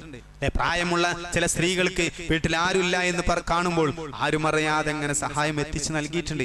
വലിയ വലിയ ചരിത്രങ്ങളാണ് അവിടെ നമുക്ക് കാണാൻ സാധിക്കുക. ഒരിക്കൽ ആമുർ റമാദ് ഹിജ്റ 18 ആമുർ റമാദ് എന്നറിയപ്പെടുന്ന വലിയ പട്ടിണിന്റെ ഒരു സമയം ഉണ്ടായിരുന്നു. ഉമർ റളിയല്ലാഹു അൻഹു ഭരണം നടത്തുന്ന ഒരു സമയം. ആ ഒരു വർഷത്തിൽ വലിയ പ്രയാസമായിരുന്നു, വലിയ ക്ഷാമം നേരിട്ടൊരു വർഷമായിരുന്നു. ആ സമയത്ത് പ്രജകളുടെ ആ ഒരു പ്രയാസവും പട്ടിണിയൊക്കെ മനസ്സിലാക്കി ആ ഒരു മാസക്കാലം, അതിലെ കൂടുതൽ പ്രയാസമുള്ള ഒരു മാസക്കാലം അദ്ദേഹം, അല്ല ഒരു മാസം 8 മാസത്തോളം അദ്ദേഹം റൊട്ടി മാത്രമാണ് കഴിച്ചത്, വേറെ ഒന്നും കഴിച്ചിട്ടുണ്ടായിരുന്നില്ല. അല്ലെ, വേറെ ഒന്നും കഴിച്ചു. കാരണം പ്രജകൾ, ചില ആളുകൾ, ചില പ്രദേശത്തൊക്കെ ശക്തമായ ക്ഷാമമാണ്, ഭക്ഷണമില്ലാത്ത അവസ്ഥയാണ്. അതുകൊണ്ട് ഞാൻ ഭരണാധികാരിയാണ്, ഞാനും അത്രേ കഴിക്കുള്ളൂ, ഞാൻ വേറൊന്നും കഴിക്കൂല എന്ന് പറഞ്ഞ് അദ്ദേഹം ഭക്ഷണം പോലും കഴിക്കാതെ മാറ്റി വെച്ചു. അത്രമാത്രം ഉത്തരവാദിത്ത ബോധമുണ്ടായിരുന്ന അദ്ദേഹം. നമ്മളൊക്കെ ഉത്തരവാദിത്ത ബോധമുള്ളതാണ്. നമുക്കൊക്കെ പലർക്കും പല ഉത്തരവാദിത്തങ്ങൾ. നമ്മുടെ വീട്ടിൽ ഉത്തരവാദിത്തമുണ്ട്, സംഘടനയിൽ ഉത്തരവാദിത്തമുണ്ട്, പള്ളിയിൽ ഉത്തരവാദിത്തമുള്ള ആളുകൾ. നമ്മുടെ ഉത്തരവാദിത്തം എത്രമാത്രം നിർവഹിക്കണം നമ്മൾ ഓരോരുത്തരും ചിന്തിക്കണം. അല്ലെ, പള്ളിയുടെ ആളുകളൊക്കെ ആണ് നമ്മളെ. നമുക്കൊക്കെ വലിയ ബാധ്യത. ഉമർ റളിയല്ലാഹുവിന്റെ പേടി അതായിരുന്നു. ഒരു കാര്യം ഏറ്റെടുത്താൽ എത്രമാത്രം സൂക്ഷ്മമായിട്ട് ചെയ്യണം. അല്ലെ, നമ്മളൊക്കെ അധികാരം ആളടിയിൽ ഇങ്ങനെ തിളങ്ങി നിൽക്കാൻ വേണ്ടിയിട്ടും ആളടിയിൽ നാലൊച്ചട്ട് ഇങ്ങനെ ആളാവാനും മെയിനാവാൻ വേണ്ടിയിട്ട് ഉപയോഗിക്കാനുള്ളതല്ല, വലിയ ഉത്തരവാദിത്തമാണ്. അള്ളാഹിന്റെ മുമ്പിൽ മറുപടി പറയാണ്ട് ഉത്തരവാദിത്തങ്ങൾ ഒരുപാടുണ്ട്. സംഘടനാ രംഗത്തും നാട്ടിലുമൊക്കെ ഏറ്റെടുത്ത ഉത്തരവാദിത്തങ്ങൾ അലങ്കാരമായി കാണാനുള്ളതാ. പേടിയോടുകൂടി ഉത്തരവാദിത്തം നിർവഹിക്കാനുള്ളതാണ് സഹോദരങ്ങളെ. ഉമർ റളിയല്ലാഹു അദ്ദേഹത്തിന്റെ ശരീരം പോലും മെലിഞ്ഞുപോയി അദ്ദേഹം ഭരണത്തിന്റെ ഉത്തരവാദിത്തം ഏറ്റെടുത്തത്. അതുകൊണ്ട് സർക്കാർ ജോലിയുള്ളവരാണെങ്കിലും, കമ്പനികളിൽ ജോലി ചെയ്യുന്നവരാണെങ്കിലും, ടീച്ചിങ് മേഖലയാണെങ്കിലും, ഏതെങ്കിലും സ്ഥാപനങ്ങളിലാണെങ്കിലും, ബിസിനസ് രംഗത്താണെങ്കിലും, പള്ളികളിലാണെങ്കിലും, നാട്ടിലാണെങ്കിലൊക്കെ എന്തെങ്കിലുമൊക്കെ ഉത്തരവാദിത്തം നമുക്കൊക്കെ ഉണ്ടല്ലോ. എന്ത് ഉത്തരവാദിത്തമാണെങ്കിലും ഉള്ളത് ഭംഗിയായി ചെയ്യാൻ മഹാനായ ഉമർ ഇബ്നുൽ ഖത്താബ് രണ്ടാം ഖലീഫ റളിയല്ലാഹു അൻഹുവിൽ നിന്നും ഒരുപാട് പാഠങ്ങൾ നമുക്ക് പഠിക്കാനുണ്ട്. ഇസ്ലാമിന്റെ സാമ്രാജ്യം ഇങ്ങനെ വളർന്ന് വികസിക്കാണ്. ഒരുപാട് വികസിച്ചു. ആ വികസിക്കും തോറും പ്രയാസങ്ങൾ കൂടി വരാൻ. കാരണം ഇതിന്റെ ആളുകളുടെ എണ്ണം, രാജ്യത്തിന്റെ വ്യാപ്തിയൊക്കെ കൂടി വരുമ്പോൾ എന്നിട്ടും അദ്ദേഹം അതുല്യമായ നീതി നടപ്പാക്കുകയാണ്. ഇതിങ്ങനെ പിടിച്ചുകൊണ്ടിരിക്കുന്ന സമയത്ത് 2 തവണ ബൈത്തുൽ മുഖദ്ദസ് കീഴടക്കുമെന്ന് പ്രവാചകൻ സല്ലല്ലാഹു അലൈഹി വസല്ലം. അതിൽ ആദ്യമായി ബൈത്തുൽ മുഖദ്ദസ് ഇസ്ലാമിന്റെ ഭരണത്തിന് കീഴിൽ വരുന്നത് ഉമർ ഇബ്നുൽ ഖത്താബ് റളിയല്ലാഹുവിന്റെ കാലത്താണ്. ആദ്യമായിട്ട് ഇസ്ലാമിന്റെ കീഴിൽ ബൈത്തുൽ മുഖദ്ദസ് വരുന്നത്. അല്ലെ, ഇന്ന് ഫലസ്തീനിൽ ഒരുപാട് പ്രശ്നങ്ങൾ നടന്നുകൊണ്ടിരിക്കുകയാണ്. ഇന്നും കുട്ടികൾ എല്ലാ ദിവസവും ഇപ്പൊ 2-3 ദിവസങ്ങളായി തുടർച്ചയായി പത്രങ്ങളിൽ നമ്മൾ കാണുന്ന വാർത്തയാണ്. അല്ലെ, ഒരു ദയയുമില്ലാതെ ക്രൂരത തുടരാണ്. പരിശുദ്ധ റമളാനിൽ പോലും, നോമ്പെടുക്കുന്ന സമയമായിട്ട് പോലും ക്രൂരതകൾ തുടരുകയാണ്. അള്ളാഹു അവർക്ക് ആശ്വാസം നൽകുമാറാവട്ടെ. ഈ സമയത്ത് നമ്മൾ ഓർക്കേണ്ടതാണ്, ആദ്യമായി ബൈത്തുൽ മുഖദ്ദസ് ഇസ്ലാമിന് കീഴിൽ വരുന്നത് മഹാനായ ഉമർ ഇബ്നുൽ ഖത്താബ് റളിയല്ലാഹു അൻഹുവിന്റെ കാലത്താണ്. ആ സമയത്ത് അത് കയ്യിലുണ്ടായിരുന്ന ക്രൈസ്തവരുടെ കയ്യിലായിരുന്നു. ആ കയ്യിലുണ്ടായിരുന്നത് പിടിച്ചു വെച്ചപ്പോ അത് അറിയാൻ വേണ്ടി ഉമർ റളിയല്ലാഹു അൻഹു എന്നിങ്ങനെ കേട്ടിട്ടുണ്ട്. അവർക്കൊക്കെ കേട്ട് പരിചയമുള്ളൂ, ഉമർ എന്നിങ്ങനെ കേട്ട് പരിചയമുണ്ട്. അപ്പൊ ആ ക്രൈസ്തവർ പറഞ്ഞു, നേരിട്ട് വന്നാൽ ചാവി അങ്ങോട്ട് കൊടുക്കാം, ബൈത്തുൽ മുഖദ്ദസിന്റെ ഉത്തരവാദിത്വം ഏൽപ്പിച്ചു കൊടുക്കാന്ന് പറഞ്ഞു. അബൂ ഉബൈദ റളിയല്ലാഹുവിന്റെ നേതൃത്വത്തിലാണ് അവിടെ പിടിച്ചടക്കിയത്. ആ സമയത്ത് പറഞ്ഞു, ഈ ചാവി തരണമെന്നുണ്ടെങ്കിൽ നിങ്ങളെ ഭരണാധികാരി, നിങ്ങൾ പറയുന്ന ഉമർ ഉണ്ടല്ലോ, അദ്ദേഹത്തെ നേരിട്ടൊന്ന് വരണം, നേരിട്ട് വന്ന് അദ്ദേഹത്തിന് നേരിട്ടൊന്ന് കൊടുക്കാം എന്ന് പറഞ്ഞ് കാത്തിരുന്നു. അങ്ങനെ പറഞ്ഞയച്ചു, കത്ത് പറഞ്ഞയച്ചു. ഉമർ റളിയല്ലാഹുവിനും അദ്ദേഹത്തിന്റെ ഭൃത്യനും കൂടി 2 ആളാ കഴുതപ്പുറത്താണ് വരുന്നത്. ആ കഴുതപ്പുറത്ത് വരുമ്പോൾ 2 ആൾക്കും കൂടി ഒന്നിച്ചിരിക്കാൻ കഴിയില്ല. അതുകൊണ്ട് എന്ത് ചെയ്യും, കുറച്ച് സമയം ഉമർ റളിയല്ലാഹുവിന് യാത്ര ചെയ്യും, കഴുതപ്പുറത്തിരിക്കും. അപ്പൊ ഭൃത്യൻ നടക്കും. പിന്നെ അതിനെന്ത് ചെയ്യും, ഭൃത്യൻ കഴുതപ്പുറത്ത് നടക്കും, കഴുതപ്പുറത്തിരിക്കും, ഉമർ റളിയല്ലാഹു നടക്കും. ഇങ്ങനെ മാറി മാറിയൊക്കെയാണ് വരുന്നത്. അതിൽ ഇവിടെ എത്തുന്ന സമയം, ബൈത്തുൽ മുഖദ്ദസിന്റെ അടുത്ത് എത്തുന്ന സമയത്ത് കുറച്ച് വെള്ളമൊക്കെയുള്ള സ്ഥലമായതുകൊണ്ട് ഉമർ റളിയല്ലാഹു അദ്ദേഹത്തിന്റെ ചെരുപ്പൊക്കെ ഇങ്ങനെ കോർത്ത് തോളിൽ കെട്ടി, പിന്നെ നിര്യാണിക്ക് മുകളിൽ വസ്ത്രം ധരിച്ച് പാറിപ്പറക്കുന്ന താടിയൊക്കെ ആയിട്ട് ഇങ്ങനെ വരികയാണ്. ആ സമയത്ത് കഴുതപ്പുറത്തിരിക്കുന്നത് ഭൃത്യനാണ്. ഇതൊക്കെ നടന്ന് അദ്ദേഹത്തിന്റെ ഊഴാണ് ആ സമയത്ത് നടന്നു വരുന്നത് ഉമർ റളിയല്ലാഹു. ഈ രംഗം കണ്ടിട്ടാണ് ഇവരിങ്ങനെ വരുന്നത്. ഇവര് വലിയ പ്രതീക്ഷയോടുകൂടി ഉമർ എന്ന ഭരണാധികാരി ഇങ്ങനെ കേട്ട് കേൾവിയുള്ള ആ ഭരണാധികാരിയുടെ പ്രൗഢിയൊക്കെ മനസ്സിൽ കണ്ടിങ്ങനെ നിൽക്കുമ്പോഴാണ് സാധാരണക്കാരനായ ഒരാളിങ്ങനെ പാദരക്ഷ പോലും കഴുത്തിലൊക്കെ തൂക്കിയിട്ട് ഇങ്ങനെ വരുന്നത് കാണുന്നത്. ആ സമയത്ത് അബൂ ഉബൈദ റളിയല്ലാഹു പോലും നാണമായി. അബൂ ഉബൈദ റളിയല്ലാഹു ഉമർ റളിയല്ലാഹു ചോദിച്ചു, പിന്നെ ഉമർ റളിയല്ലാഹു, താങ്കൾക്ക് നല്ലൊരു വസ്ത്രമൊക്കെ ആകായിരുന്നു, നല്ലൊരു വസ്ത്രം ഇങ്ങോട്ട് വരുമ്പോഴെങ്കിലും നല്ലൊരു വസ്ത്രമാകാമായിരുന്നു എന്ന് അബൂ ഉബൈദ റളിയല്ലാഹു പറഞ്ഞു. അപ്പോ ഉമർ റളിയല്ലാഹുവിന്റെ മറുപടി, താങ്കളെ അമീനുൽ ഉമ്മ എന്ന് നബി വിശേഷിപ്പിച്ച അബൂ ഉബൈദയായി ഇല്ല എങ്കിൽ പരസ്യമായി ആളുകളുടെ മുമ്പിൽ ഞാൻ താങ്കളെ ശിക്ഷിക്കുമായിരുന്നു. നബി അമീനുൽ ഉമ്മ എന്ന് പറഞ്ഞ സ്ഥാനപ്പേര് താങ്കൾക്കുണ്ട്. താങ്കളെ നബി ആദരിച്ചൊരു വ്യക്തിയായതുകൊണ്ട് ഞാനൊന്നും പറയണില്ല, ഇല്ലെങ്കിൽ നിങ്ങൾക്കുള്ള മറുപടി പരസ്യമായിട്ട് ഞാൻ തരുമായിരുന്നു എന്ന്. ഇസ്ലാമിന്റെ ഇസ്സത്താണ് ഈ വസ്ത്രം, ഇസ്ലാമിന്റെ മനോഹരമായ താടിയാണിത്. റസൂൽ സല്ലല്ലാഹു അലൈഹി വസല്ലം പഠിപ്പിച്ച താടിയാണ്, നീട്ടി വളർത്താൻ പഠിപ്പിച്ചത്. ഇത് ഇസ്ലാമിന്റെ അഭിമാനമാണ്, വൃത്തി വേണ്ട എന്നല്ല, നേരെ മറിച്ച് ഇസ്ലാമിന്റെ ഒരു ചിഹ്നത്തിൽ നമുക്കൊരു മോശം തോന്നാൻ പാടില്ല. ഉമർ റളിയല്ലാഹു തിരുത്തി കൊടുക്കുകയാണ് സഹോദരങ്ങളെ. ഇവിടൊക്കെ നമ്മൾ എന്ത് ചെയ്യേണ്ടത്, പഠിക്കേണ്ടതുണ്ട്. പ്രവാചകൻ സല്ലല്ലാഹു അലൈഹി വസല്ലമയോടുള്ള ആ ഇഷ്ടത്തിന്റെ ഭാഗമായിരുന്നു അതെല്ലാം എന്നുള്ളത് നമ്മൾ മനസ്സിലാക്കേണ്ടതുണ്ട്. അല്ലെ, ഒട്ടകത്തെ മേച്ച് നടന്ന ഒരു ജനതയെ ലോകത്തിന്റെ നെറുകയിലേക്ക് എത്തി നിൽക്കുന്ന ആ സമൂഹത്തെ പലരും ഭയപ്പെടുന്ന ഒരു അവസ്ഥയിലേക്ക് മാറി.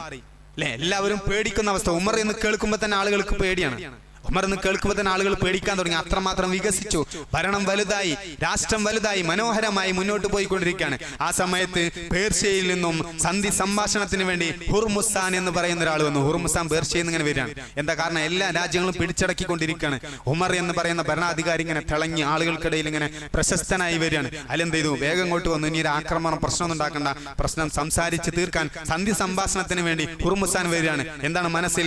ഉമർ റളിയല്ലാഹു അൻഹുവിന്റെ വലിയ മനോഹരമായ ഒരു കൊട്ടാരവും ചുറ്റും പരിവാരങ്ങളും ഒക്കെയായി നല്ല ഒരു സങ്കല്പവുമായി കണ്ടു ഹുർമുസാൻ ഉമർ റളിയല്ലാഹു അൻഹുവിനെ കാണാൻ വേണ്ടി വരികയാണ്. ഉമർ റളിയല്ലാഹുവിന്റെ അടുത്ത് വന്നപ്പോൾ ജനങ്ങളോട് ചോദിച്ചു, എവിടെയാണ് നിങ്ങൾ പറയുന്ന ഉമർ എന്ന ഭരണാധികാരിയുടെ കൊട്ടാരം എവിടെയാണ്? പലരോടും അനുവാദം ചോദിച്ച് ഒരുപാട് കാത്തിരുന്ന് ഉമറിനെ കാണേണ്ടി വരും എന്ന് പ്രതീക്ഷിച്ചുകൊണ്ടാണ് ഹുർമുസാൻ വരുന്നത്.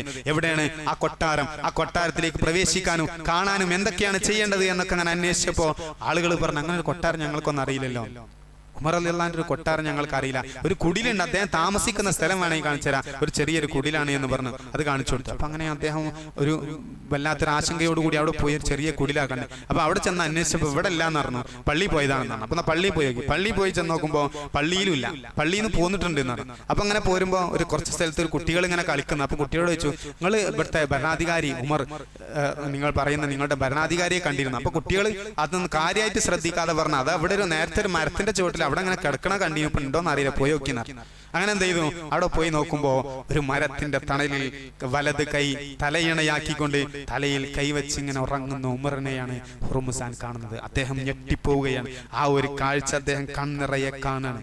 ഒരു ഭരണാധികാരി ഒരു മരത്തിന്റെ തണലിൽ കൈവച്ച് ഇങ്ങനെ ഉറങ്ങുന്നത്. കാവൽ ഭടന്മാരില്ല, VIP സെക്യൂരിറ്റി ഇല്ല, ഫോട്ടോഗ്രാഫർമാരില്ല, പരിവാരങ്ങളില്ലാതെ ഒരു മരത്തിന്റെ തണലിൽ കൈവച്ചുകൊണ്ട് ഉറങ്ങുന്ന ഉമറിനെ കണ്ണിറയെ കണ്ടുകൊണ്ട് അദ്ദേഹം പറഞ്ഞു, ഹകംത അദൽത ഫഅമിൻത വനിംത യാ ഉമർ. അത്ഭുതത്തോടു കൂടി അദ്ദേഹം പറഞ്ഞു, ഹുർമുസാൻ പറഞ്ഞു, എത്ര മനോഹരമായിട്ടാണ് താങ്കൾ ഉറങ്ങുന്നത്, എത്ര ശാന്തനായിട്ടാണ് ഒരു മരച്ചുവട്ടിൽ താങ്കൾ ഉറങ്ങുന്നത്. ഞങ്ങളുടെ ഭരണാധികാരികൾക്ക് പേടിയാണ്, ഞങ്ങളുടെ ഭരണാധികാരികൾക്ക് ചുറ്റും പരിവാരങ്ങളില്ലെങ്കിൽ ഉറക്കം വരില്ല, എന്നാൽ തന്നെ അവർക്ക് സ്വസ്ഥതയില്ല, സമാധാനമില്ല. നിങ്ങൾ ഒരു വലിയ രാഷ്ട്രത്തിന്റെ ഭരണാധികാരിയായിട്ട് എത്ര സുന്ദരമായിട്ടാണ് നിങ്ങൾ ഉറങ്ങുന്നത്. ഹകംത, നിങ്ങൾ വിധി കൽപ്പിച്ചു കഴിഞ്ഞു. അദൽത, താങ്കൾ നീതി കൽപ്പിച്ചു, നീതി നടപ്പാക്കി. ഫഅമിൻത, താങ്കൾ നിർഭയനായി. വനിംത യാ ഉമർ, നിങ്ങളതാ സ്വസ്ഥമായി ഉറങ്ങുന്നു ഉമറേ. അദ്ദേഹം പറഞ്ഞ ആ ഒരു വാക്കുകളാണ്. അതാണ് ഇവിടെ നമ്മൾ മനസ്സിലാക്കേണ്ടത്. സഹോദരങ്ങളെ, നിർഭയത്വമുണ്ടോ നമുക്ക് സമാധാനം ഉണ്ടാവും. തിന്മകളില്ലാത്ത ജീവിതം നമ്മൾ നയിച്ചാൽ നമുക്ക് ഉറങ്ങാൻ പറ്റും, ഇല്ല എങ്കിൽ നമുക്ക് ഉറങ്ങാൻ പറ്റൂല. ആരും കാണാതെ തിന്മകളിലേക്ക് നമ്മൾ രാത്രിയിൽ പോകുന്നുണ്ട് എങ്കിൽ, രാത്രി നമ്മുടെ കണ്ണുകൾ തിന്മയിലൂടെ സഞ്ചരിക്കുന്നുണ്ട് എങ്കിൽ, ഭാര്യ വീട്ടിലില്ലാത്ത സമയത്ത് തിന്മകളെ കുറിച്ച് ചിന്തിക്കുന്നുണ്ടെങ്കിൽ, ഭർത്താവ് വീട്ടിലില്ലാത്ത സമയത്ത് തെറ്റായ കാര്യങ്ങൾ നമ്മുടെ മനസ്സിലേക്ക് ഓടിയെത്തുന്നുണ്ടെങ്കിൽ, പൈശാചികത പലപ്പോഴും നമ്മൾ പിടികൂടുന്നുണ്ട് എങ്കിൽ നമുക്ക് സമാധാനം നഷ്ടപ്പെടും. രാത്രി കിടന്നാൽ ഉറക്കം വരൂല. സമാധാനം ഉണ്ടാവണോ? നമ്മൾ നേർവഴിയിലായിരിക്കണം, സത്യത്തിന്റെ പാതയിലൂടെ നമ്മൾ സഞ്ചരിക്കുന്നുവെങ്കിൽ ആരെന്ത് പറഞ്ഞാലും ആരെന്ത് ചെയ്താലും എന്ത് സംഭവിച്ചാലും നമുക്ക് ഭയമുണ്ടാവില്ല, സമാധാനമായി ഉറങ്ങാൻ പറ്റും. അതാണ് ഉമർ ഇബ്നുൽ ഖത്താബ് റളിയല്ലാഹു അൻഹുവിൽ നിന്നും നമുക്ക് പഠിക്കാനുള്ള മനോഹരമായ പാഠം സഹോദരങ്ങളെ. അതുകൊണ്ട് സത്യത്തിന്റെ റൂട്ടിലൂടെ നമ്മൾ സഞ്ചരിക്കാം. ആരെന്ത് പറഞ്ഞാലും ശരിയായ റൂട്ടിലൂടെ അങ്ങനെ പോയാണ്ടല്ലോ, കള്ളത്തരങ്ങളില്ലാതെ ജീവിച്ചാണ്ടല്ലോ, ഒന്നിനും പേടിക്കേണ്ടി വരില്ല. പോലീസ് ജീപ്പ് സൈറൺ മുഴക്കി വീടിന്റെ മുന്നിൽ മുറ്റത്ത് വന്ന് ചീറിപ്പാഞ്ഞ് വന്ന് നിർത്തിയാൽ നമ്മൾ പേടിക്കൂല. കാരണം എന്താ? ഞാൻ ഒന്നും ചെയ്തിട്ടില്ല. പോലീസ് ജീപ്പ് വന്നാൽ പേടിക്കാനൊന്നുമില്ല. അല്ല എങ്കിൽ കള്ളത്തരങ്ങൾ ഉണ്ട് എങ്കിൽ, ഭാര്യ ഒന്ന് ഉറക്കെ വിളിച്ചാൽ പേടിയാണ്. പടച്ചോനെ, എന്താ പ്രശ്നം? ഉറക്കൊന്ന് വിളി കേട്ടാൽ നമുക്ക് ഭയം തോന്നും. ഭർത്താവിന്റെ ശബ്ദം ഒന്ന് കനത്താൽ ഭാര്യയ്ക്ക് അസ്വസ്ഥതയാണ്. ശരിയായ റൂട്ടിലൂടെയാണ് ജീവിക്കുന്നതെങ്കിൽ ഒരു പേടി ഉണ്ടാവില്ല, ഒരിക്കലും ഭയപ്പെടേണ്ടി വരില്ല. ജീവിതം നന്നാക്കുക, നമ്മുടെ റൂട്ട് ക്ലിയർ ആക്കണം. നമ്മുടെ റൂട്ടിൽ തിന്മകളെ മാറ്റിവെച്ചുകൊണ്ട് ശരിയായ റൂട്ടിലൂടെ അങ്ങ് സംസാരിച്ചാൽ, മുന്നോട്ട് പോയാൽ, സഞ്ചരിച്ചാൽ നമുക്ക് സമാധാനമായി ഉറങ്ങാൻ പറ്റും. അവസാനം വരെ സമാധാനം ഉണ്ടാവും. പരലോകത്ത് ശാന്തമായി നമുക്ക് ജീവിക്കാൻ പറ്റും. മഹാനായ ഉമർ ഇബ്നുൽ ഖത്താബ് റളിയല്ലാഹു അൻഹു എത്ര സുന്ദരമായിട്ടാണ് കിടന്നുറങ്ങിയത്. ഒരു ഭരണാധികാരിയായിട്ട് പോലും ആരും കാവലില്ലാതെ അദ്ദേഹം മരത്തിന്റെ ചുവട്ടിൽ മനോഹരമായി ഉറങ്ങിയില്ലേ സഹോദരങ്ങളെ. അദ്ദേഹം ശൂറ അംഗങ്ങളെ വെച്ച് കൂടിയാലോചനകൾ നടത്തി, എല്ലാവരെയും പരിഗണിച്ചു. ഉമർ റളിയല്ലാഹു അൻഹു ശക്തനും കഴിവുള്ള ഭരണാധികാരിയുമായിട്ട് പോലും അദ്ദേഹം എല്ലാവരെയും ചേർത്ത് നിർത്തി. സ്ഥാനങ്ങൾ ദീനുള്ളവർക്ക് നൽകി. അല്ലെ, പൈസ ഉള്ളവർക്കല്ല സ്ഥാനം കൊടുക്കുന്നത്. നമ്മിൽ പല ആളുകളും നല്ല പൈസ ഉള്ള ആളുകളെ ഇന്ന കാര്യങ്ങളൊക്കെ ഏൽപ്പിച്ച കുറെ കാര്യങ്ങളൊക്കെ അങ്ങനെ നടന്നോളൂ എന്നുള്ള ധാരണയിൽ നമ്മൾ എന്ത് ചെയ്യും? അങ്ങനെയല്ല, ദീനുള്ളവർക്കാണ് നമ്മൾ എന്ത് ചെയ്യേണ്ടത്? പരിഗണന കൊടുക്കേണ്ടത്. ദീനുള്ളവർക്കാണ് മുൻഗണന കൊടുക്കേണ്ടത്. അങ്ങനെ ഖുർആൻ അറിയുന്നവർക്കാണ് പ്രാധാന്യം കൊടുക്കേണ്ടത് എന്നുള്ളതാണ്. മുഴുവൻ പ്രജകളുടെയും പട്ടിക ഉണ്ടാക്കി, മുഴുവൻ മുഴുവൻ ആളുകളുടെയും പട്ടിക ഉണ്ടാക്കി അല്ലെ. അന്നൊക്കെ പലരും ചെയ്യാത്തൊരു പണിയാണ്, കുറച്ച് പ്രയാസമുള്ള പണിയാണ്. അതൊക്കെ എന്ത് ചെയ്തു? അദ്ദേഹം ചെയ്തു എന്നുള്ളത് നമുക്ക് കാണാൻ സാധിക്കും. ഓഹരികളൊക്കെ പലപ്പോഴും സ്വന്തത്തിന് വേണ്ടിയാണ് കൂടുതലും എടുക്കുക. ഭരണാധികാരികളൊക്കെ സ്വന്തത്തിന് വേണ്ടിയാണ് കൂടുതൽ ഓഹരി എടുക്കുക. എന്നാൽ അദ്ദേഹം ചെയ്തത് സ്വന്തത്തിനുള്ളത് കുറച്ചിട്ട് ബാക്കിയുള്ളവർക്ക് കൊടുത്തു, സ്വന്തം കുടുംബത്തിനുള്ളത് കുറച്ചു എന്നുള്ളത് നമുക്ക് കാണാൻ സാധിക്കും. സാമ്പത്തിക രംഗം വളരെ ശ്രദ്ധയോടുകൂടി കൈകാര്യം ചെയ്യേണ്ട ആളുകളാണ് നമ്മൾ അല്ലെ. അന്യായമായി ഒരു രൂപ പോലും നമ്മുടെ ജീവിതത്തിൽ കടന്നു വരൂല എന്ന് നമ്മൾ ശ്രദ്ധിക്കണം. ഉമർ റളിയല്ലാഹു അൻഹു അക്കാര്യത്തിലൊക്കെ വളരെ കണിശമായിരുന്നു. അന്യായമായതൊന്നും എനിക്കും എന്റെ കുടുംബത്തിനും. പലപ്പോഴും അദ്ദേഹത്തിന്റെ മകൻ അബ്ദുല്ലാഹി ഇബ്നു ഉമറിനൊക്കെ എപ്പോഴും പരാതിയായിരുന്നു. എന്താണ്? ഉപ്പ ഭരണാധികാരിയായപ്പോ എനിക്ക് ഉള്ളതും ഇല്ലാതായല്ലോ എന്നുള്ള പരാതിയായിരുന്നു. കാരണം അത്രയും ശ്രദ്ധയായിരുന്നു. ഒരു അന്യായമായി ഒന്നും എന്റെ മകൻ വേണ്ട എന്നുള്ള ശ്രദ്ധ അത്രമാത്രം ഉണ്ടായിരുന്നു എന്ന് നമുക്ക് കാണാൻ സാധിക്കും. നിയമം നടപ്പാക്കുമ്പോൾ കുടുംബത്തിൽ നിന്നാ തുടങ്ങാം. ആദ്യം നിയമം നടപ്പാക്കുമ്പോൾ നമ്മളൊക്കെ എന്ത് ചെയ്യും? മറ്റുള്ളവരെ കുറ്റങ്ങളൊക്കെ കണ്ടെത്തി ഇങ്ങനെ നടക്കും. നമ്മുടെ മക്കളോ എങ്ങനെയാണ് പിന്നെ സ്കൂളിലേക്ക് പോകുന്നത് എന്നും നമ്മുടെ മക്കളുടെ വേഷവും നമ്മുടെ ഭാര്യന്റെ വേഷവും നമ്മൾ ശ്രദ്ധിക്കുക. നാട്ടുകാരെ മൊത്തം നമ്മൾ ശ്രദ്ധിക്കും. എല്ലാവരും കുറ്റപ്പെടുത്തി. ആദ്യം ഉമർ റളിയല്ലാഹു അൻഹു ആദ്യം സ്വന്തം കുടുംബത്തെയാണ് നന്നാക്കിയത്. ഇവിടൊക്കെ നമുക്ക് ഒരുപാട് പാഠങ്ങൾ കിട്ടാം. അത് ഇപ്പം എന്ത് ചെയ്യണം? നമുക്ക് ധൈര്യം വേണം. ഉമർ റളിയല്ലാഹു അൻഹു സ്വന്തം കുടുംബത്തോടാണ് ആദ്യം പറഞ്ഞത്. സ്വന്തം കുടുംബത്തോടാണ് ആദ്യം പറഞ്ഞത്. മറ്റുള്ളവരുടെ പോരായ്മകൾ കാണും മുമ്പ് നമ്മൾ സ്വന്തം കുടുംബത്തിന്റെ പോരായ്മയാണ് കാണുക. നമ്മുടെ പെൺമക്കളുടെ അവസ്ഥ നമ്മൾ നോക്കണം. നമ്മുടെ മുതിർന്ന ആൺകുട്ടികൾ പള്ളിയിലേക്ക് വരുന്നുണ്ടോ എന്ന് പരിശോധിക്കാൻ നമുക്ക് കഴിയണം. പള്ളിയിലെ ബാക്കിയുള്ള ആളുകളെ നന്നാക്കാനും സമൂഹത്തിലെ ബാക്കിയുള്ളവരെ കുറ്റം കണ്ടെത്താൻ എളുപ്പമാണ്. പക്ഷെ ആദ്യം നമ്മുടെ കുടുംബത്തിന്റെ പോരായ്മകൾ പരിഹരിച്ചുകൊണ്ട് മുന്നോട്ട് പോകാൻ നമ്മൾ പരിശ്രമിക്കണം സഹോദരങ്ങളെ. പരമാവധി നമ്മൾ പരിശ്രമിക്കണം. ഉമർ റളിയല്ലാഹു അൻഹു അതിനൊക്കെ വളരെയധികം പ്രാധാന്യം കൊടുത്തിരുന്നു എന്നുള്ളത് നമുക്ക് കാണാൻ സാധിക്കും. നമ്മൾ ചിലപ്പോൾ വലിയ ഉന്നതരായേക്കാം, പള്ളിയുടെ മുതിർന്ന ആളുകളായേക്കാം, സമൂഹത്തിൽ സ്ഥാനമുള്ള ആളുകളായേക്കാം. എന്നാലും നമ്മൾ ശ്രദ്ധിക്കേണ്ടത് ഏറ്റവും പ്രധാനം നമ്മുടെ കുടുംബത്തിലെ വേഷവും അവരുടെ നമസ്കാരവും പള്ളിയുമായിട്ടുള്ള അവരുടെ ബന്ധങ്ങളൊക്കെ നമ്മൾ ശക്തമായി ശ്രദ്ധിക്കേണ്ടതുണ്ട് എന്നുള്ളതാണ്. കാരണം പരിശുദ്ധ ഖുർആൻ അങ്ങനെയാണ് തുടങ്ങിയത്. യാ അയ്യുഹല്ലദീന ആമനൂ ഖൂ അൻഫുസകും വഅഹ്ലീകും നാറാ. ല്ലേ? വിശ്വാസികളോട് അല്ലാഹു പറഞ്ഞത് നിങ്ങളെയും നിങ്ങളുടെ കുടുംബത്തെയും നരകത്തിൽ നിന്ന് രക്ഷിക്കണം എന്നാ. എന്നിട്ട് ആ നരകത്തെ കുറിച്ച് പറയും,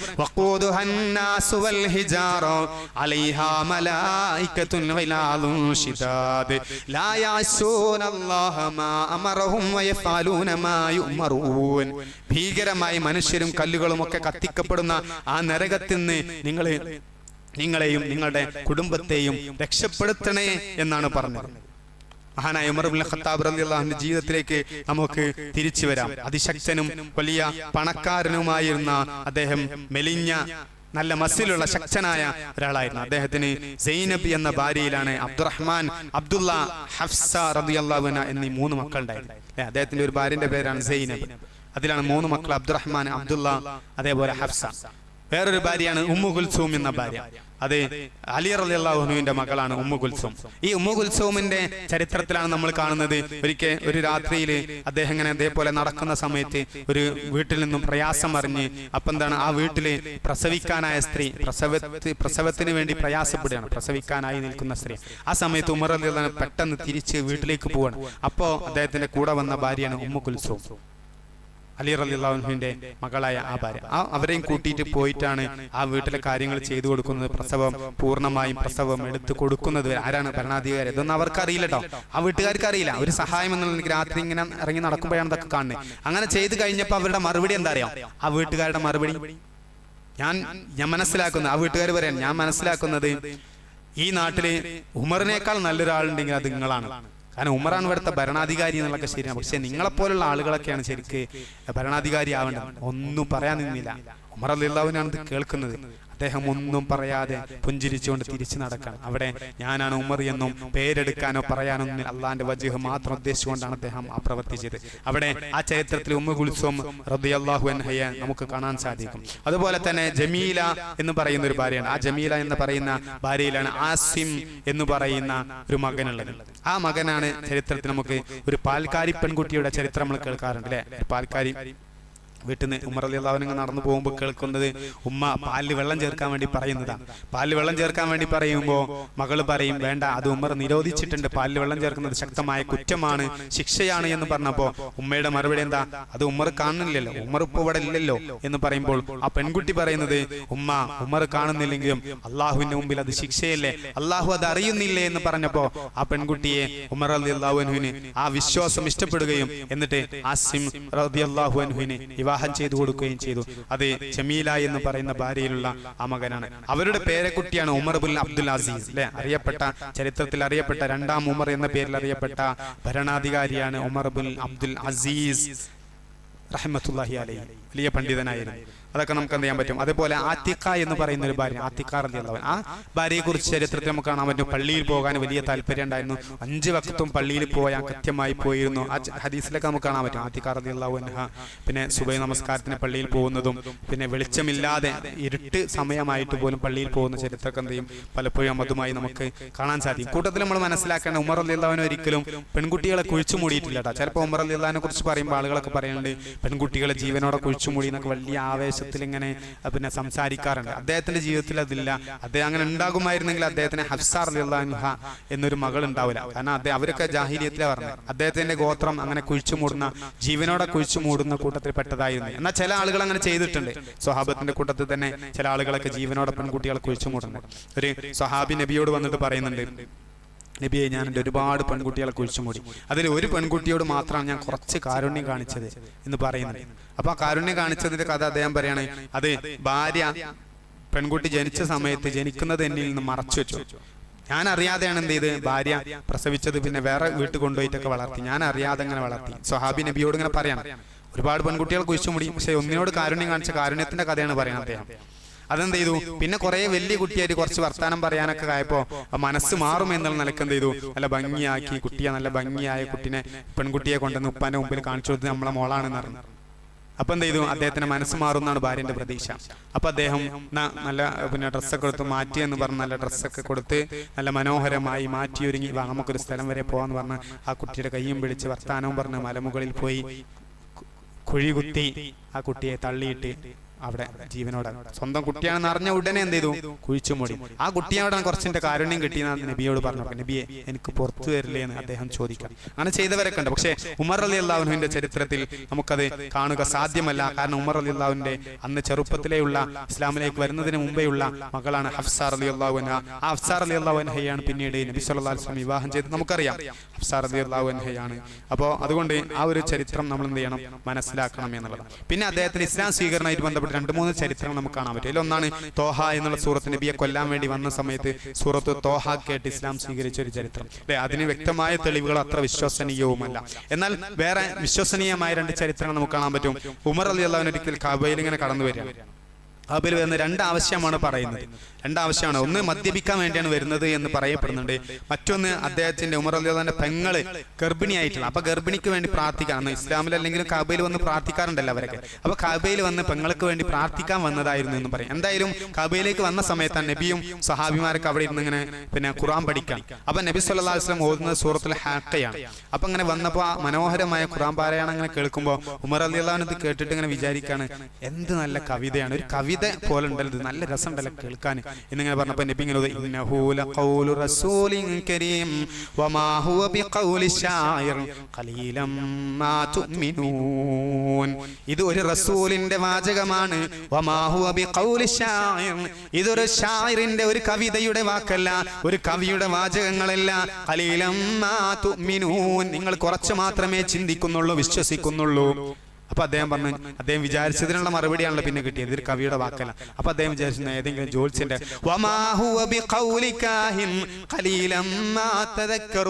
അദ്ദേഹം വിചാരിച്ചതിനുള്ള മറുപടി അടുത്ത നബി ഇങ്ങനെ ഓതുന്നത്, ഇതൊരു ജോത്സ്യന്റെയും വാക്കുകളല്ല, നിങ്ങൾ ചിന്തിക്കുന്നില്ലേ.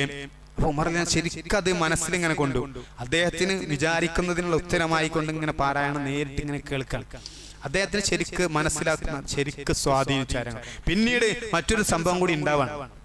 ആ സംഭവം എന്താ വെച്ചാല്, അബൂജഹൽ നബി സല്ലല്ലാഹു അലൈഹി വസല്ലമയെ ഒരിക്കൽ വന്നിട്ട് മർദ്ദിക്കുന്നുണ്ട്. അബൂജഹൽ നബിയെ മർദ്ദിക്കുന്നു. അന്ന് ഹംസ റളിയല്ലാഹു അൻഹു ഇസ്ലാം സ്വീകരിച്ചിട്ടില്ലെങ്കിലും നബിയുടെ കുടുംബമാണല്ലോ ഹംസ, പിന്നെ നബിയുടെ കുടുംബത്തിൽപ്പെട്ട ആളാണല്ലോ, നബിയുടെ അടുത്ത ബന്ധു ആയതുകൊണ്ട്, അള്ളാഹുവിന്റെ മോനായതുകൊണ്ട് ഹംസ റളിയല്ലാഹു അൻഹു പിന്നെ ഇത് ചോദ്യം ചെയ്യാൻ വേണ്ടി നബിയുടെ കുടുംബത്തിന്റെ കാര്യം എന്നുള്ള നിലക്ക് ഇടപെട്ടതാണ്. ഇസ്ലാം സ്വീകരിച്ചിട്ടില്ലെങ്കിലും അബൂജഹലിനോട് വന്നു, നീ പിന്നെ മുഹമ്മദിനെ ഉപദ്രവിച്ചോ എന്ന് ചോദിച്ചപ്പോ അങ്ങനെ ഞങ്ങളെ കുടുംബത്തിന്റെ കാര്യത്തിൽ ഇടപെടണ്ട എന്ന് പറഞ്ഞ് അബൂജഹലിന് തിരിച്ചൊരു അടി കൊടുത്തു. അപ്പൊ അബൂജഹൽ പറഞ്ഞെന്താ, നീ പിന്നെ അത് ഇസ്ലാമല്ല, ഇസ്ലാമിന് കൂട്ടുനിൽക്കുന്നത് കൊണ്ടാണ് ഞാൻ ഉപദ്രവിച്ചത് എന്ന് പറഞ്ഞു. അപ്പൊ ആ സമയത്ത് പറഞ്ഞ മറുപടി, നീ ഇസ്ലാം സ്വീകരിച്ചിട്ടുണ്ടോ എന്ന് വെച്ചാൽ ഞാൻ ആ മതം സ്വീകരിച്ചിട്ടുണ്ട്. ദേഷ്യം കൊണ്ട് ആ പരസ്പരമുള്ള വാക്കേറ്റത്തിന്റെ ദേഷ്യത്തിൽ ഹംസ റളിയല്ലാഹു അൻഹു പറഞ്ഞു, ഞാൻ ആ മതം സ്വീകരിക്കും, നീ എന്താ ചെയ്യാനുള്ളത് ചെയ്യ് എന്നുള്ള നിലയ്ക്ക് വാക്തർക്കത്തിൽ പറഞ്ഞു പോയത്. പക്ഷെ അതങ്ങനെ ആളുകൾക്കിടയിൽ പ്രചരിച്ച ഹംസ റളിയല്ലാഹു അൻഹു ഇസ്ലാം സ്വീകരിച്ചു എന്ന് പ്രചരിച്ചു. അദ്ദേഹം ദേഷ്യം പിടിച്ച് പറഞ്ഞതാണ് ഇസ്ലാം സ്വീകരിച്ചത്.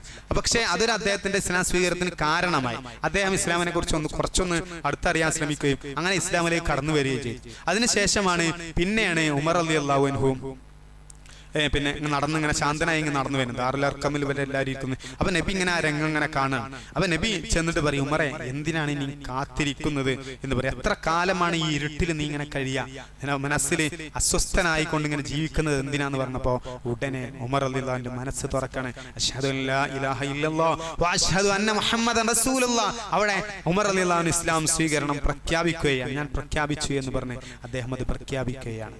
അല്ലാഹു അക്ബർ. അവിടെ അതോടുകൂടി അദ്ദേഹം ഇസ്ലാമിലേക്ക് കടന്നു വരുന്നതായി നമുക്ക് കാണാൻ സാധിക്കും. പിന്നെ മുശ്രിക്ക്, പിന്നെ ഖുറൈശികൾക്ക്, പിന്നെ മുസ്ലിങ്ങൾക്ക് പിന്നെ പിന്നോട്ട് പോകേണ്ട ആവശ്യം ഉണ്ടായിട്ടില്ല.